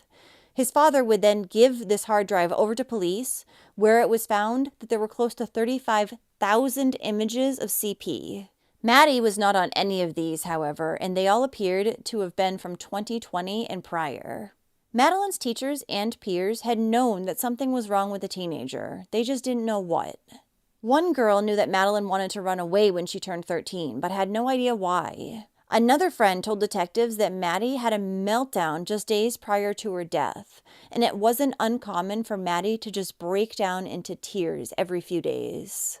One of Maddie's counselors would also say that the girl had sleepy days often, and she would just come in and lay her head down on the desk. They suspected that she was probably depressed. Another counselor noted that Madeline had said that Stefan made her feel weird and uncomfortable, and that her grades had improved ever since Stefan had officially moved out of the house in December of 2023. Jennifer Soto had actually been married in between her relationship with Maddie's father and Stefan Stearns. She'd been married to a man named Steven in 2015. Their relationship hadn't worked out because while it was all good at first, he eventually could not deal with Jen's mental issues, and he did not want his young daughter around her bipolar episodes. Essentially, Jen created a toxic environment, he claimed. But he had still continued to visit with Maddie following their divorce because he had gotten very close to her. Steven also said that Madeline had seemed off to him for the last few years. And Jennifer told him recently that she had been given a new medication that would knock her out completely. Jennifer had also spoken to her ex-husband Steven on the phone a day after Madeline had gone missing on February 27th. And at the time, Stefan was in the background. Steven could hear him saying that he felt guilty he had left his cell phone at home that day. Then accidentally reset it. Steven would also tell the investigators that he did not think his ex-wife was involved with her daughter's death in any way. Now, Stefan's parents did not feel the same. His mother believes that Jen was involved with either the ongoing abuse that had been happening in the home and or with Maddie's death. Because she had written an email to her son in jail on June 25th in which she said, "We all know," Jen's name was then redacted, "was heavily involved in this, and I'm disgusted she is free. And you are not, when this is not all your fault." Stefan did not acknowledge his mother's accusations in his email reply, however. While he was also in jail, Stefan's father would confront his son and ask him why he had been to Northport just days before he had gone to jail. Stefan told him he had to grab a few things and get his ducks in a row. He said, "Kinda prepare myself for whatever was coming, but I couldn't find what I was looking for." Stefan's father also stated he wishes he knew how the whole situation had come about. And Stefan said to him, "Well, I didn't start it." At that point, Stefan's father pointed out that Stefan did participate, and Stefan said, "Yeah." So at no point during the conversation did Stefan deny killing Madeline. Now, Stefan's parents had been made aware of the fact that Stefan was sleeping in the same bed as Madeline, and Jennifer had been allowing it. His mother said in an interview with detectives, "Of course it would weird anyone out. A little girl sleeping with a man that's not her dad? It sounds weird. I trusted him enough to let it happen." Stefan's parents also said during the interview that Stefan often had lots of money and was constantly spending it, but he had no job. The only thing that we knew that was wrong, and we addressed it immediately, was when we became aware of the co-sleeping arrangements. And they were here at our house. And at that point, I put my foot down and said, "Madeline's not sleeping in the room with you. She's too old for that." And I said, "You need to stop doing that at home too." And I talked to both Jen and to Stefan. And Jen says, "Well, she comes in at night. She gets scared. She comes in at night and climbs into bed, and I can't stop her." I said, "Does your door have a lock on it?" She said, "Yes." I said, "Well, then you use the damn lock." I mean, it's ridiculous. And then to send your child off to sleep with a man in another room in a single bed together, who is not a biological relative. And Madeline is the one that told me about the co-sleeping. Not Stefan and not Jen. Madeline did. When she related, she said it was a funny story. She says, "Oh, I was in bed with Mom and Stefan, and when I woke up in the morning, my leg was draped over him." And she went, "Isn't that funny?" I said, "No, it's not. I don't find that funny." Coincidentally, perhaps, Madeline's body was also dumped very close to a home where a man known as Santa Claus and his son were arrested just days after Maddie's body was found. The father and son were in possession of thousands of images of CP. Also, not far from where her body had been dumped was an area where there was a lot of alligators. So was Stefan trying to go further up the road, but his tire had busted and he wasn't able to? Maybe he was completely trying to get rid of her body. Several of Stephen's court hearings have been rescheduled, but as of right now, he's scheduled to appear in mid-October for a status hearing. Following the discovery of Maddie's body, a girl memorial was placed on the side of Hickory Tree Road in Osceola County in memory of the teen. Balloons, cards, and toys were all dropped off by those who knew her, and many who didn't. A vigil was also held on April 13, 2024 for Madeline, during which community members prayed, held a moment of silence, and listened to the teen's favorite songs from the movie Lilo and Stitch. Madeline's biological father and stepmother, Tyler and Tatiana Wallace, who attended, spoke about the young girl. Her stepmother, Tatiana, said, "You will always be remembered as the young girl running through pumpkin patches, learning to fish, feeding baby goats, and jumping into corn pits when you came to visit us. It's hard to imagine that you're gone." Tyler and Tatiana had last seen Madeline in October of 2023, and they had no idea that it would be the last time. Madeline's father said, "I just wish I could have seen her more. I wish I could have had her more, and I struggle with that. I will always struggle with that." Madeline's father also received his daughter's ashes to bring them back home with him.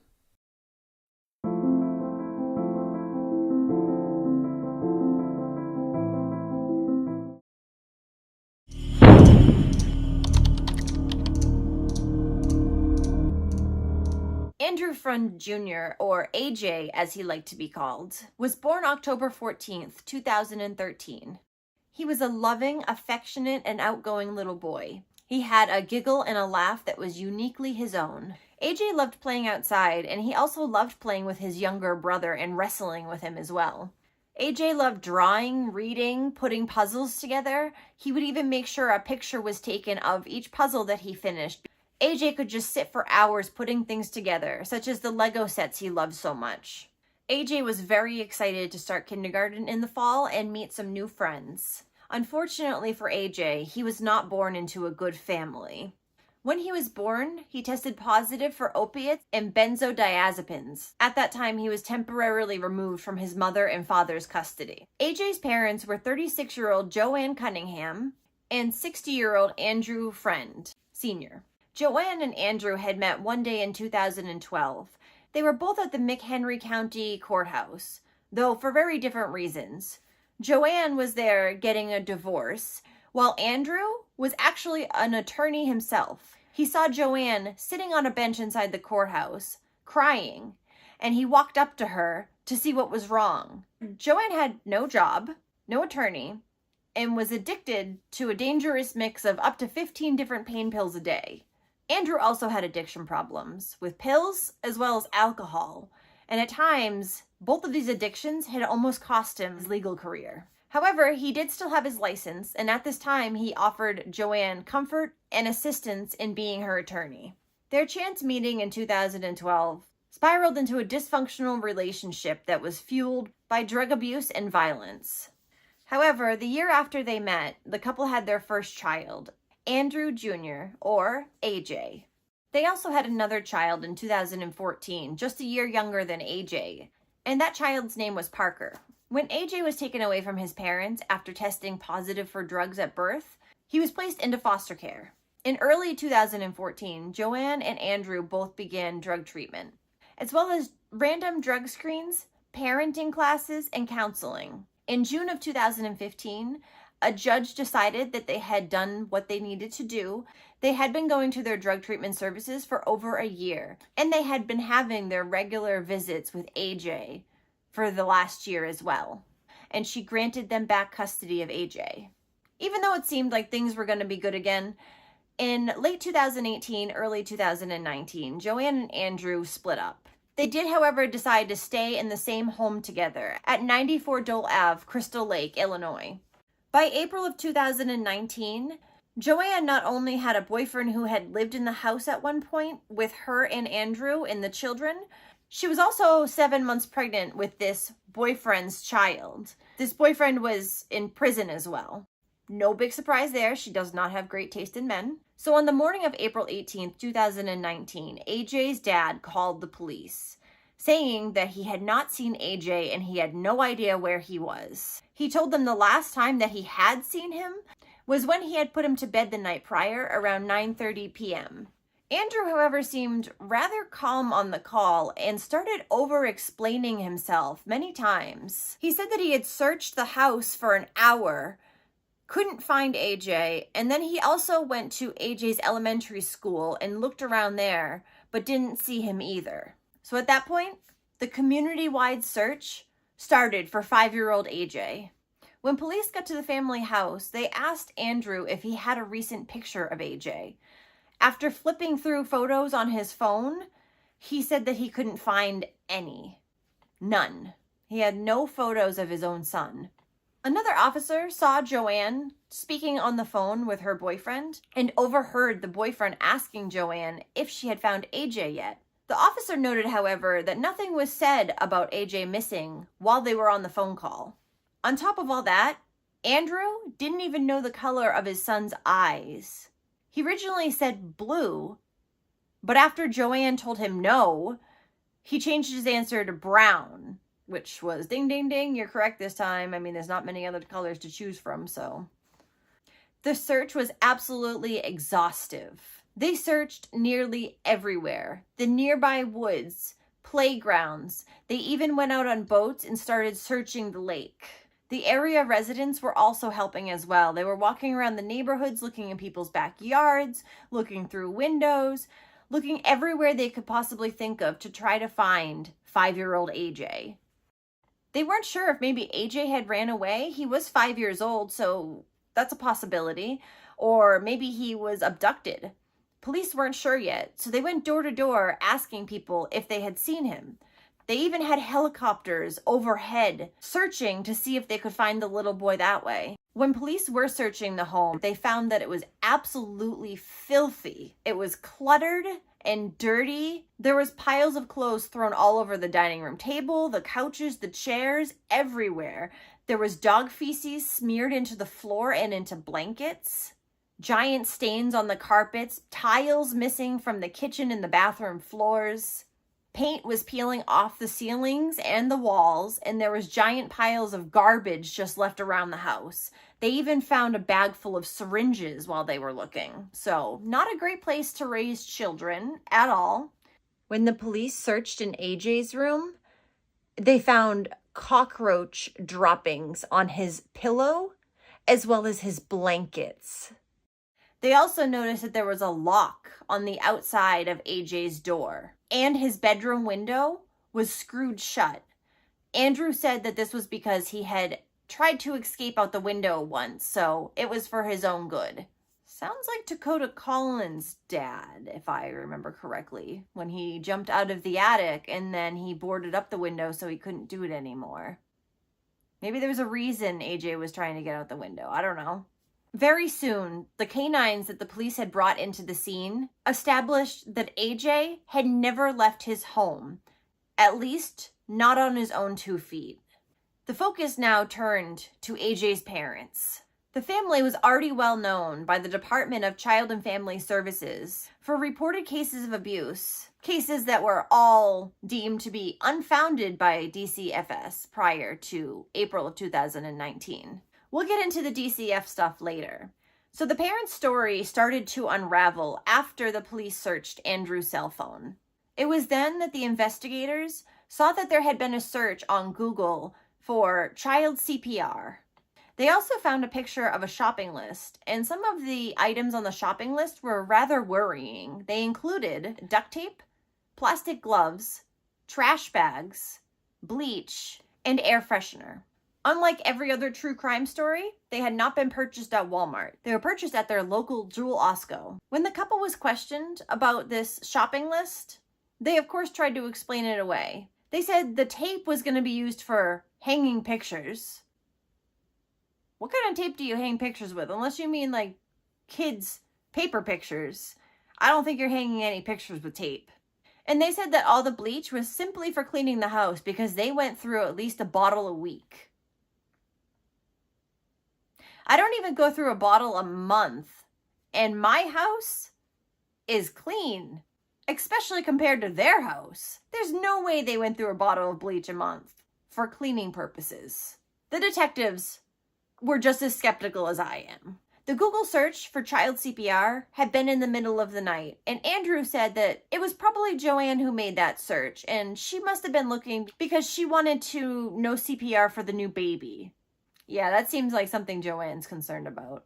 When police had been searching the home, they noted that there was a strong smell of bleach, and they had also noticed that there were at least 4 bleach bottles in the house. They also noticed that Andrew Friend's gym shoes were dripping with mud. While Andrew was speaking with the investigators, he told them that Joanne believed AJ had oppositional defiance disorder, or ODD. She believed that AJ thought of himself as the leader of the home and was especially defiant to his parents because of this. But then he went on to detail how AJ would be punished for doing something as simple as stacking the clean dishes in an incorrect manner.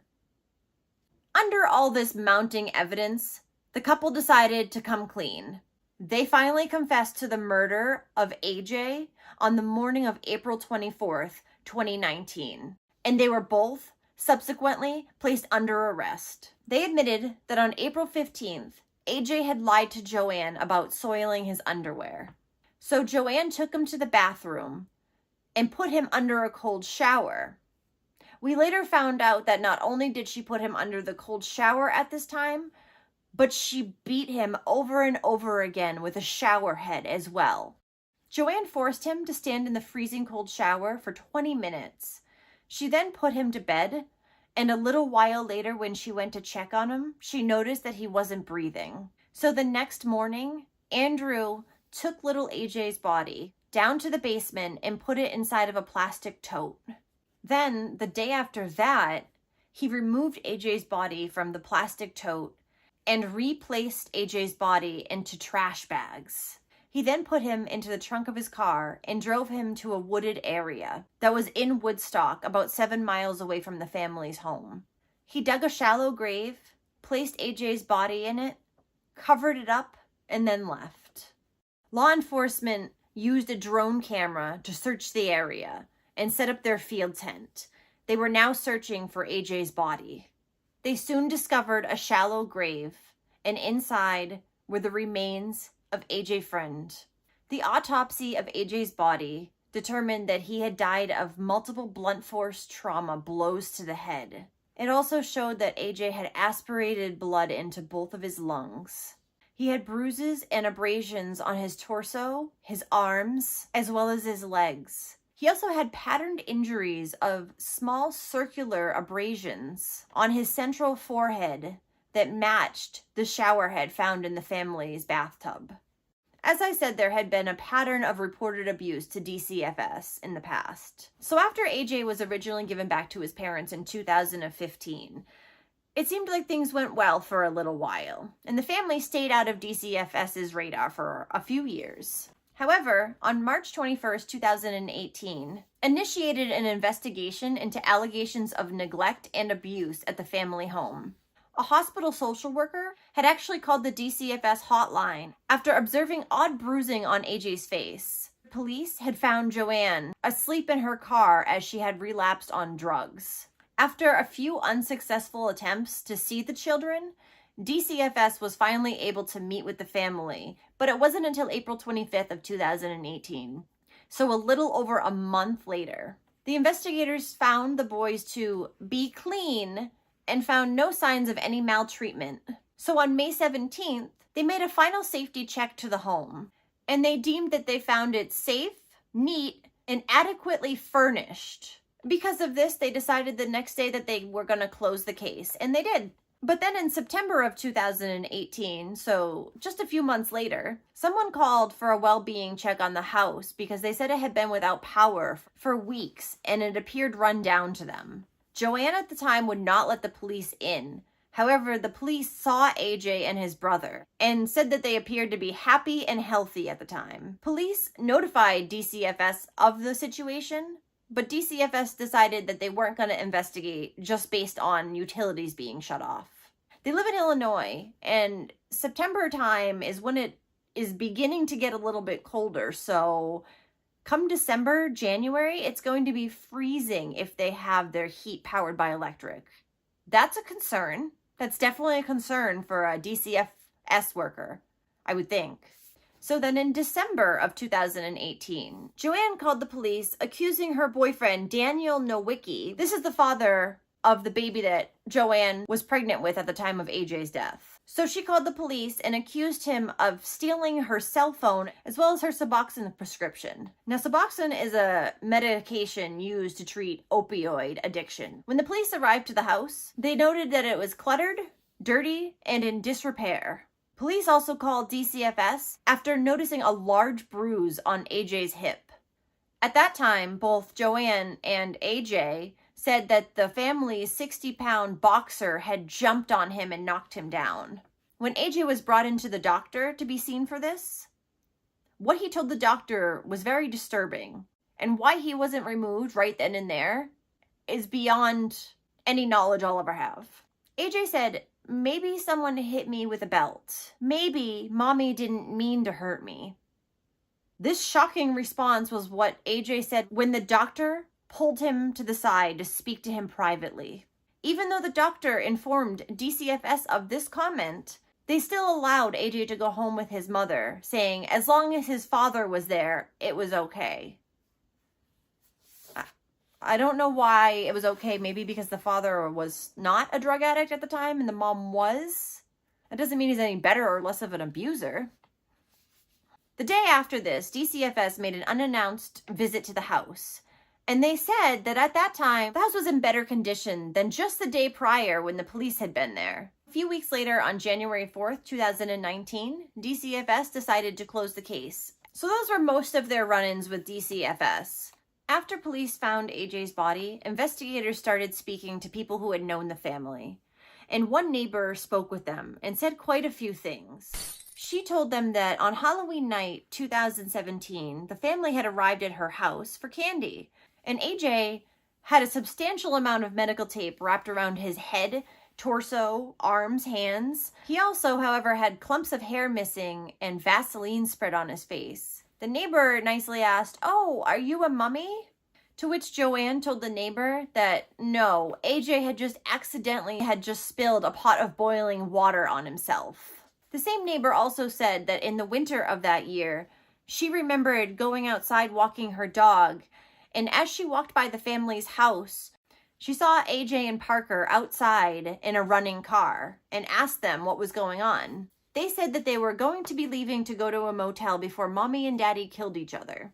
The neighbor could hear the parents inside the house arguing, and shortly after, Joanne came outside and yelled, "You better not call the police on us." That neighbor says that she walked by another night in the winter and heard coming from the house a child's voice saying, "I'm cold, I'm cold." Multiple other people came forward to investigators to say that they had seen signs of abuse on AJ. This included credit union workers at the parents' bank that they frequented, neighbors, and a co-worker of Andrew's. Soon after Andrew and Joanne were arrested, investigators were able to recover a deleted video from her cell phone. It was a 2-minute video of her berating AJ for urinating in his bed.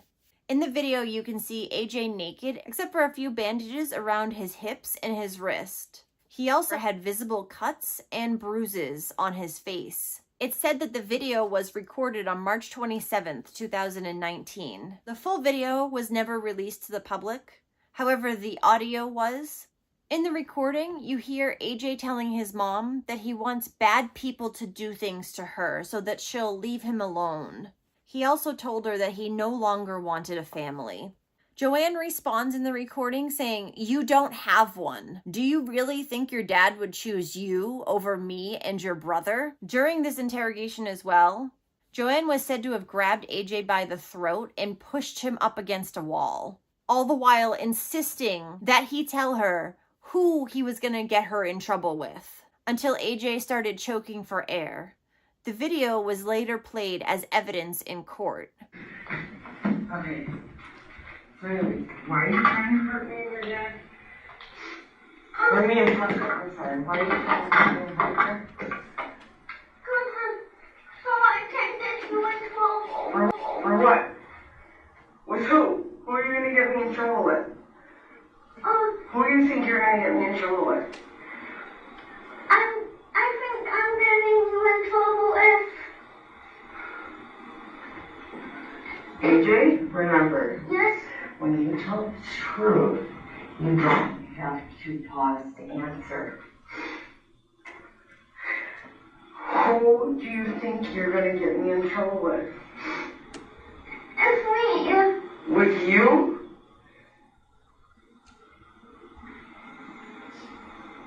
You think I'm going to get in trouble with you? Are you my boss? Are you my parent? No. Why would I get in trouble with you?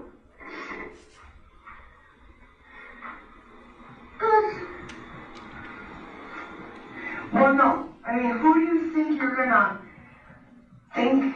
Who are you gonna go to try to get me in trouble? I'm going to go to nobody. Then how are you gonna get me in trouble? Me and Parker, as you say. How? Who would you go to get us in trouble? Go to nobody. You wanna fucking really go to nobody to get us in trouble? Then how would we get in trouble? Don't bullshit me. Do you think I'm dumb or I don't even know the answers? You don't know the answers.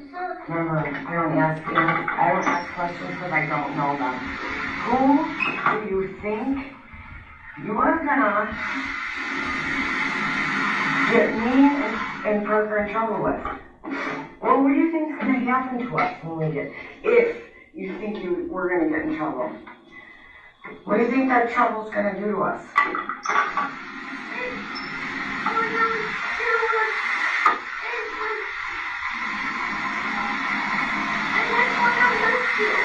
Hurt me how?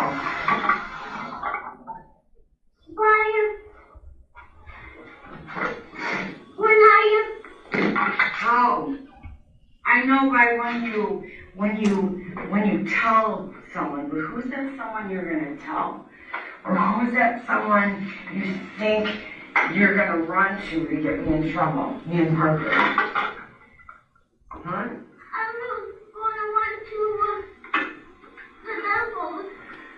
The devil? So the devil's gonna get me in trouble?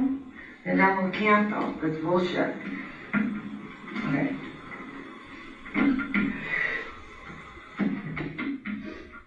Tell me this shit. I already know it. No. I'm getting you in trouble.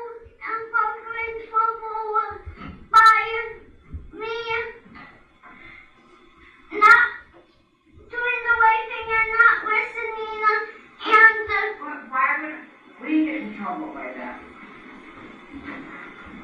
You would get in trouble by that, right? So how would that get us in trouble? Tell me. How is you being bad going to get me and Parker in trouble?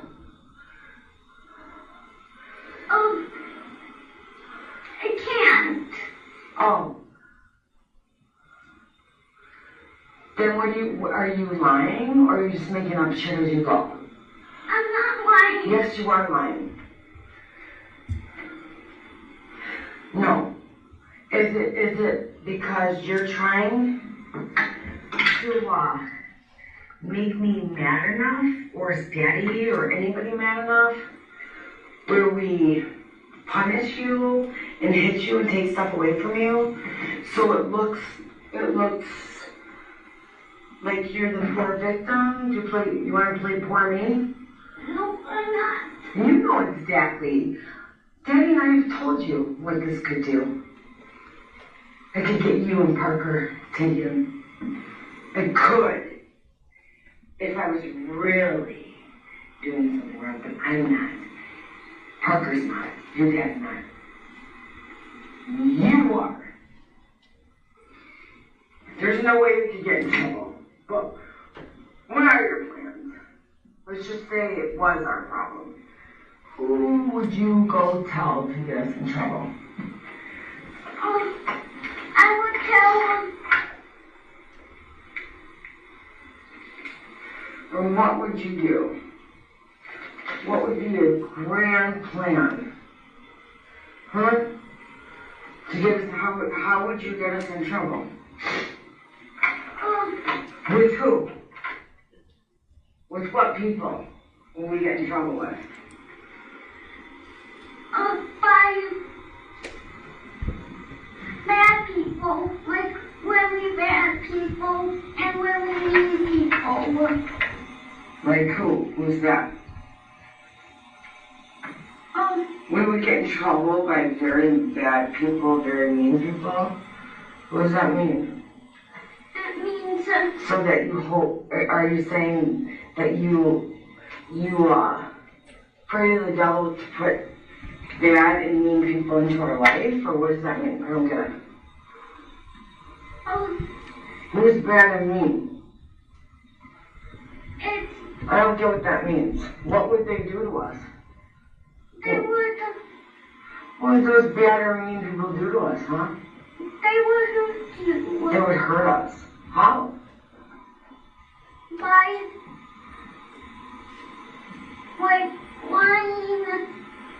lying to you and But that doesn't hurt us.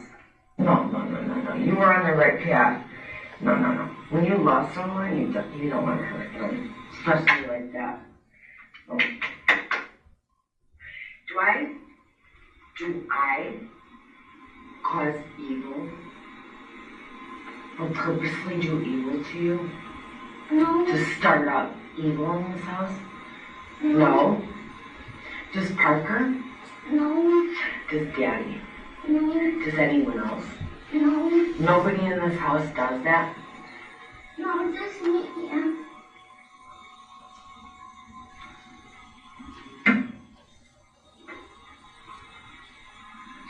So why would you wish that on us? Why would you want that for us?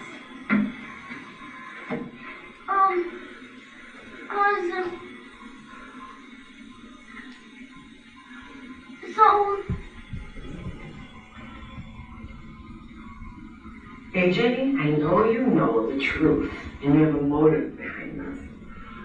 I just want to know what it is. It's me telling those bad people and people. What bad people? Like some very evil people. Where?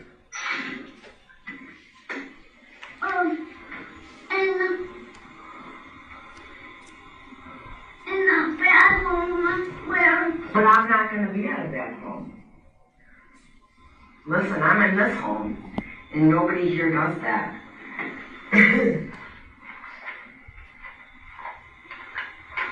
So you wish that me and Parker were sent away to a bad home to get hurt? What's the difference between that and this and what you're doing here at this home? So why wouldn't you want Daddy to be hurt or to go to a bad home? No, Just me and Parker. Huh? I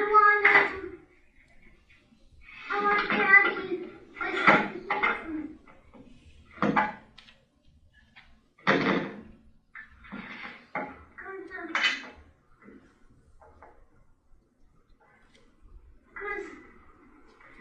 Because you think he falls for your shit? And because me and Parker don't? You want us gone? No. Then what? Say it. So, those bad people hurt you. Why? 'Cause So you cast spells on me for bad people to hurt me and do bad things to me. Is that what it is? no, You just said you hope. You said that's what you want. Andrew told the police that the injuries seen in the video had all been caused by Joanne. He said that her punishments were hard physical beatings and he didn't agree with them. And he told her to take it easier on the little boy, give him cold showers instead. When Joanne would hit him, Andrew said oftentimes he would have to intercept and stop her from hitting AJ. I don't know. In court, when Joanne was allowed to speak on her behalf, she called her son smart, brilliant, handsome, courageous, driven, and absolutely loved. She said, "I had the privilege of having AJ as a son. I love him, I miss him, and there's nothing I wouldn't do to bring him back. Anyone who truly knows me knows how much I love being a mother more than anything in the world.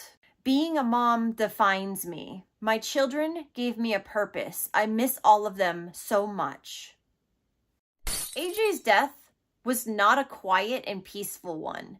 It was a vicious and brutal attack. It was blow after blow, all while being forced to stand in a freezing cold shower while his mother screamed in his face. After this, his brain had swelled to the point where it had crushed itself into his skull, and AJ lost his life. But she has the nerve to say those kind of things about being a mom. On July 17th, 2020, Joanne Cunningham was sentenced to 35 years in prison. This came 7 months after pleading guilty to 1 count of murder. On September 18th, 2020, Andrew Friend Sr. pled guilty to aggravated battery of a child, voluntary manslaughter, and concealment of a homicidal death, and he was sentenced to 30 years in prison. Also, as part of a plea agreement, he must cooperate in an investigation against DCFS. Joanne's boyfriend, the baby's biological father, had petitioned to get custody of the child after Joanne gave birth in prison. He, however, ended up dying of a suspected drug overdose.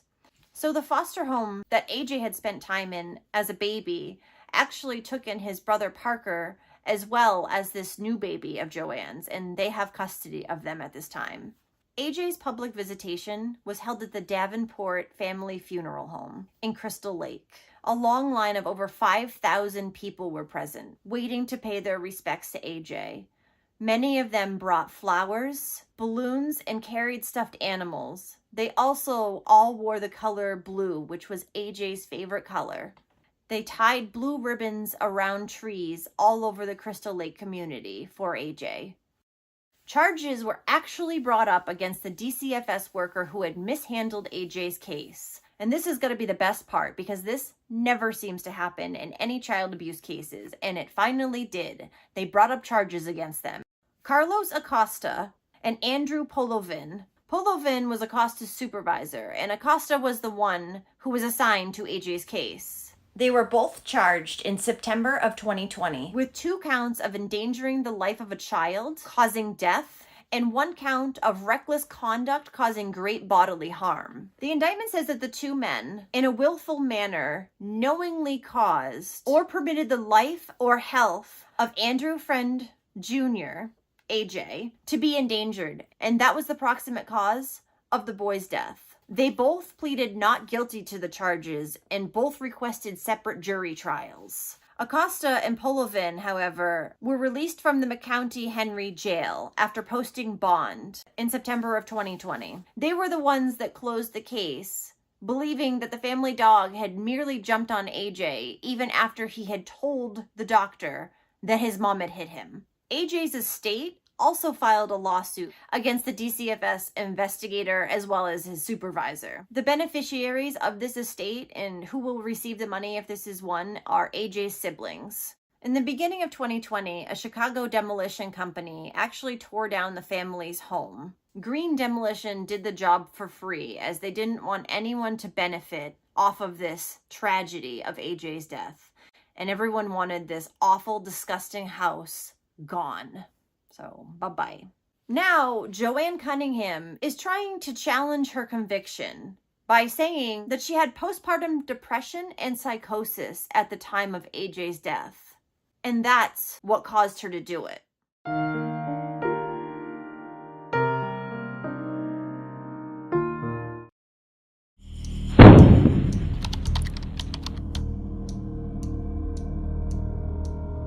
Darcy Helen Conley was born on May 15, 2017, and her younger sister, Chloe Ann Conley, was born on October 10, 2018.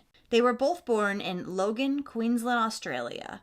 Their mother's name is Carrie Ann Conley, and Darcy's father's name is Peter Jackson, while Chloe's biological father is unknown.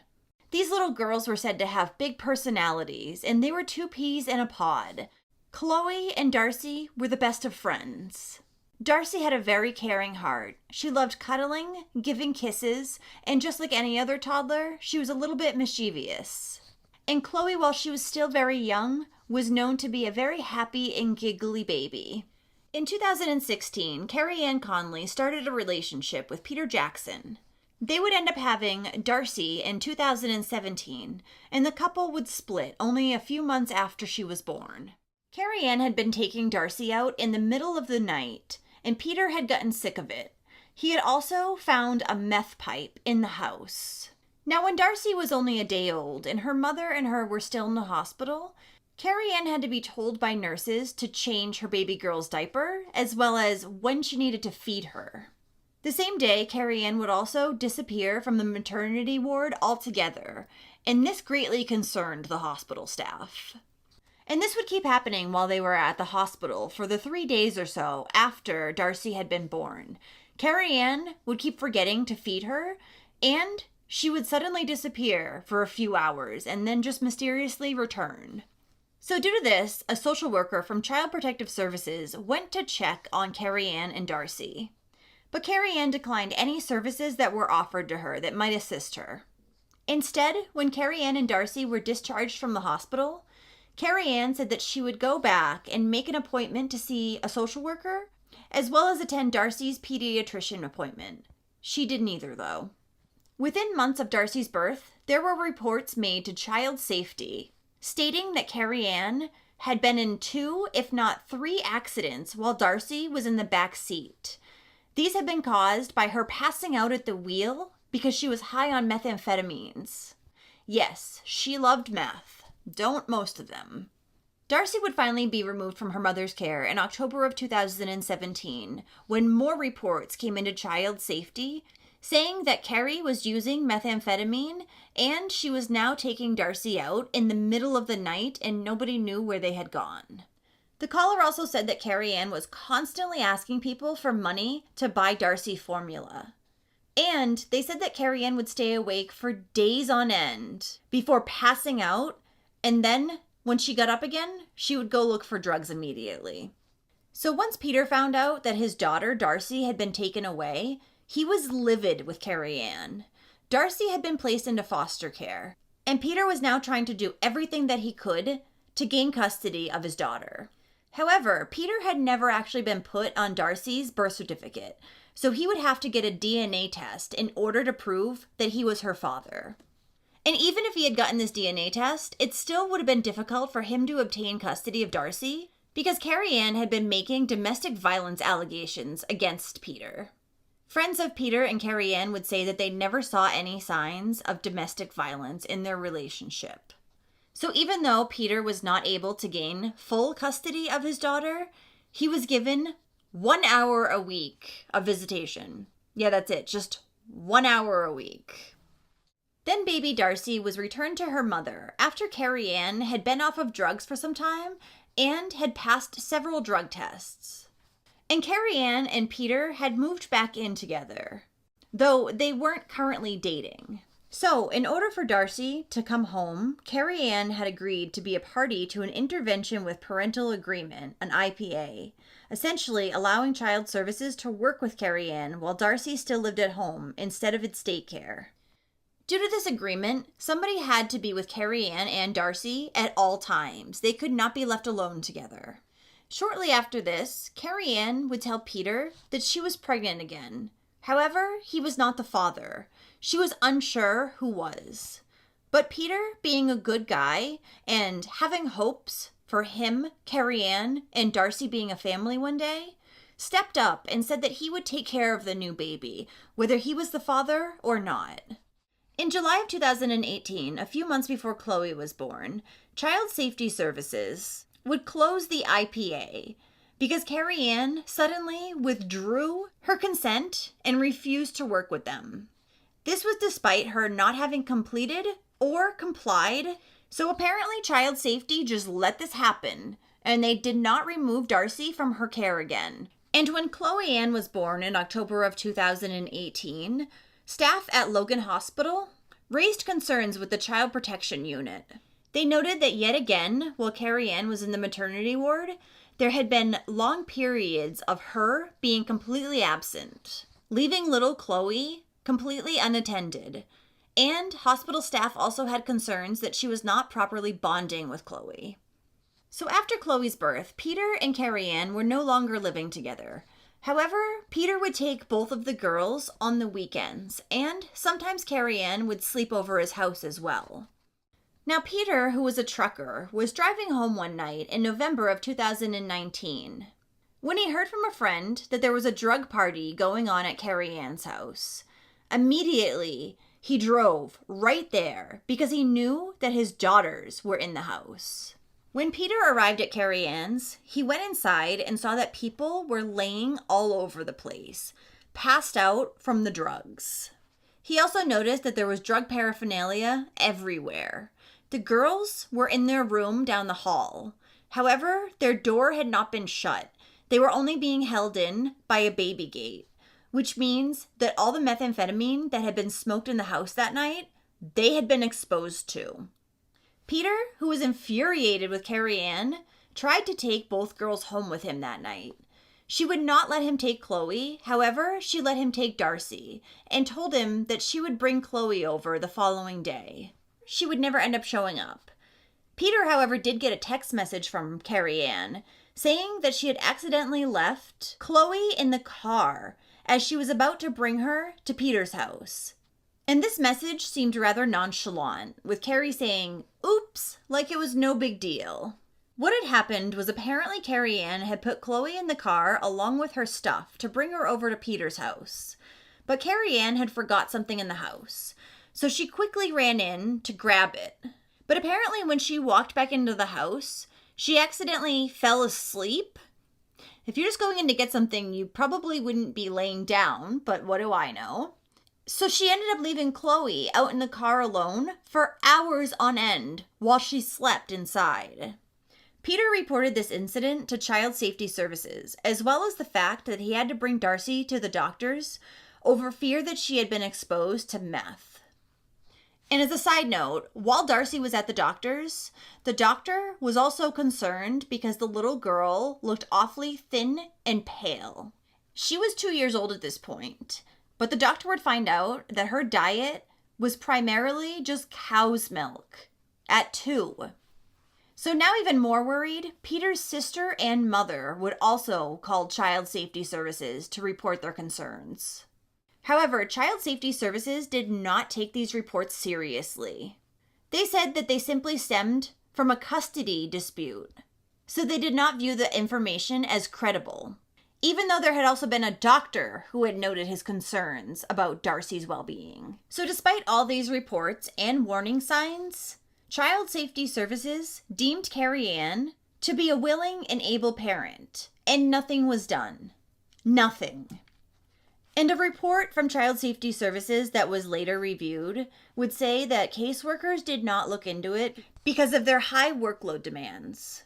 Now, Peter still had Darcy in his care, but after receiving multiple harassing text messages from Carrie Ann's family and friends, he would return his daughter back to her.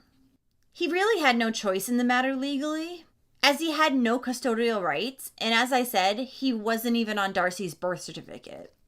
After dropping off his daughter, which was extremely hard to do, knowing the environment that she would be subjected to, Peter contacted a lawyer to try to gain custody of his daughter and scheduled an appointment to meet with him on the 26th. Then, on November 23rd, Peter was unable to get in contact with Carrie Ann. And it was a Saturday, which was normally the day that he would go over to see the girls. He tried calling over and over, at least a dozen times, but Carrie Ann was still not answering. Then shortly before 1:30 p.m., Carrie Ann would finally call Peter back, but his relief from receiving the phone call would not last very long. The first thing that Carrie Ann said to Peter was that she had accidentally fallen asleep inside the house and left the girls in the car alone. He asked her how long and if they were breathing. She said nothing to the first question and answered no to the second. Peter yelled at her to immediately call an ambulance. She did, but apparently it took somebody telling her to do so. Peter would then get in his car and fly over to Carrie Ann's. He arrived before the ambulance even did. And when he got there, he ran into Carrie Ann's house to hear the shower turned on. Upon entering the bathroom, Peter saw Chloe and Darcy in the shower with Carrie Ann, who was trying to revive them. So both Peter and Carrie Ann would try to perform CPR on the girls until the first responders arrived. And when Peter asked his former partner how long the girls had been alone in the car, Carrie Ann lied to him and said only an hour. Peter would later say it's a good thing she lied to him at the time. But it had actually been much longer than that. The previous night, on November 22nd, around 11:30 p.m., after 2-year-old Darcy and 18-month-old Chloe had gotten a few hours of sleep, their mother woke them up and put them in the car so that she could go over to a friend's house to use some drugs. Once they got there, the girls would be laid down in the friend's back bedroom so that they could get some more sleep. And around 4 a.m., Carrie Ann decided it was time to leave and put the girls back in the car and drove home. She would arrive home about 10 minutes later. And once she got home, the girls were sleeping again.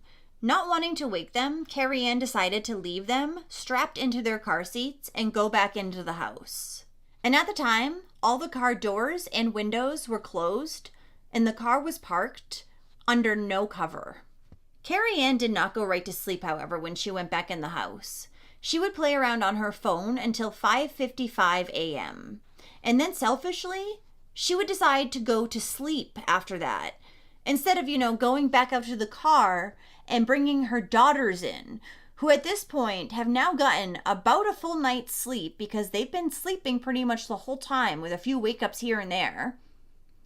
She just went to sleep and left them there. She was awake for over an hour and a half playing around on her phone.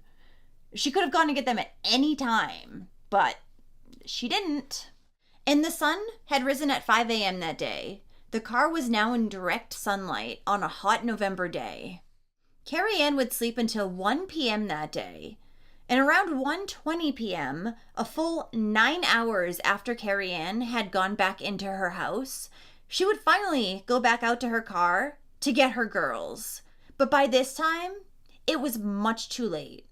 Prior to her phone call to Peter, so between 1:20 p.m. when the girls were found and 1:30 p.m. when she did call him, Carrie Ann was seen on CCTV walking outside of her house and carrying a small plastic bag to her trash can.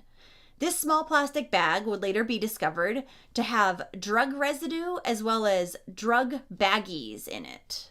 So before she even decided to call Peter or an ambulance, Carrie Ann was worried about herself and trying to get rid of her drug paraphernalia so that she wouldn't get in trouble for that.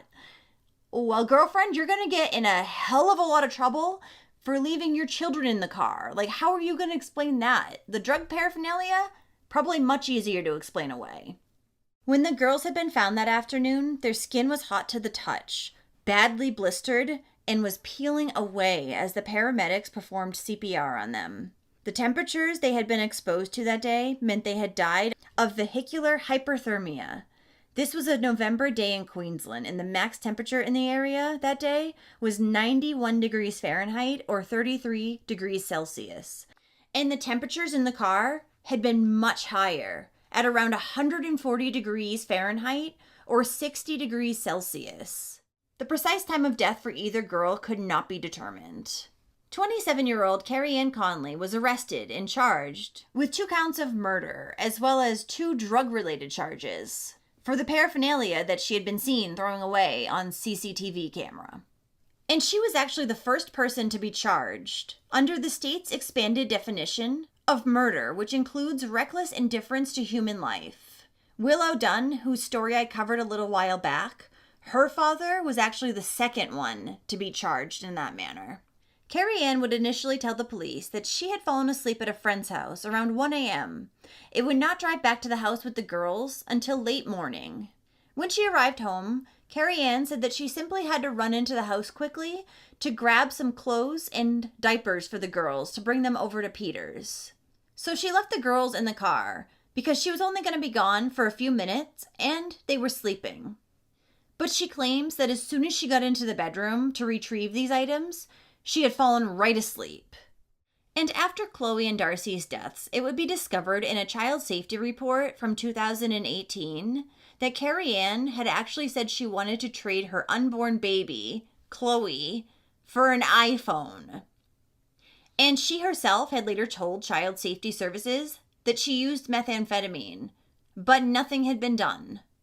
And it was discovered that police had failed to tell Child Safety Services about Carrie Ann's methamphetamine use, which they knew about. Carrie Ann would go to trial in February of 2023. She had originally been charged with murder. However, that would be downgraded as she took a plea deal when she arrived in court that day. With this deal, Carrie Ann pled guilty to 2 counts of manslaughter. And Peter Jackson was told that the reason why she had been given the plea deal is because murder would be hard to prove. Yep, just like Hemi Goodwin Burke's story. It would be difficult to prove. I mean, this one I can see being a little bit harder to prove than his story, but come on. And Carrie Ann would also plead guilty to her other drug possession charges.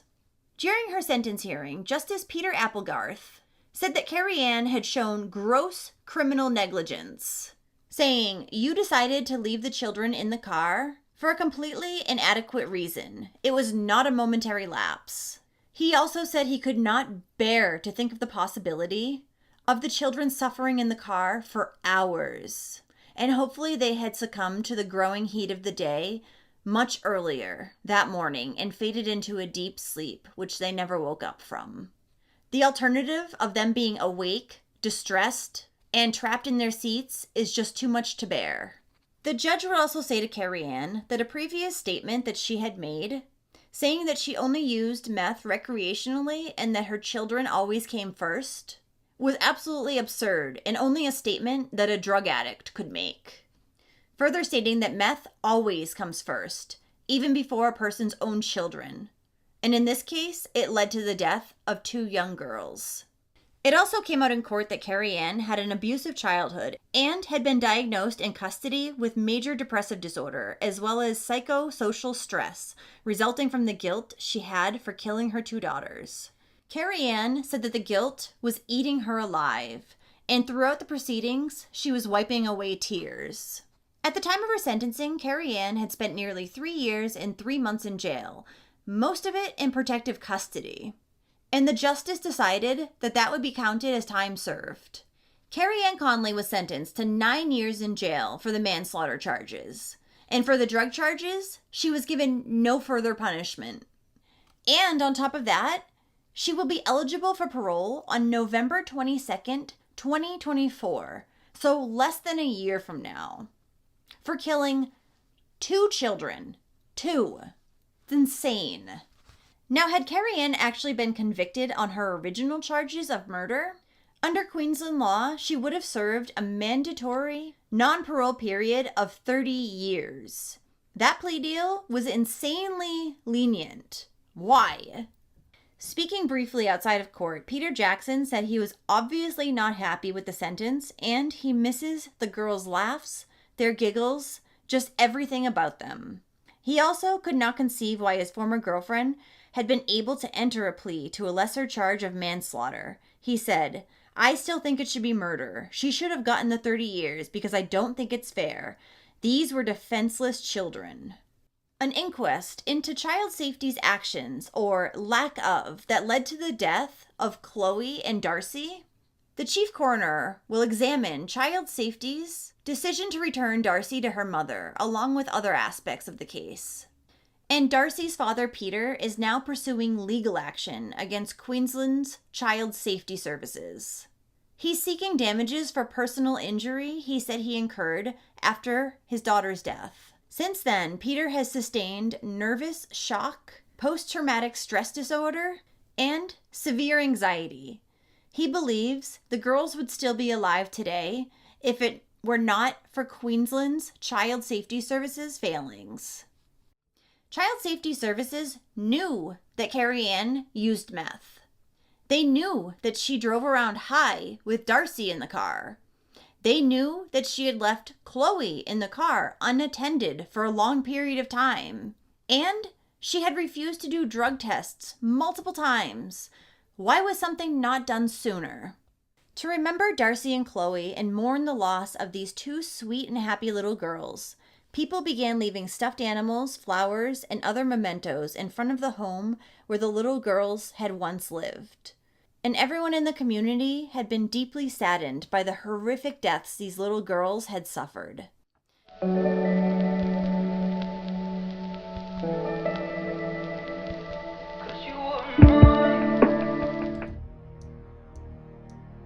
Thank you to all the patrons of A Wicked World.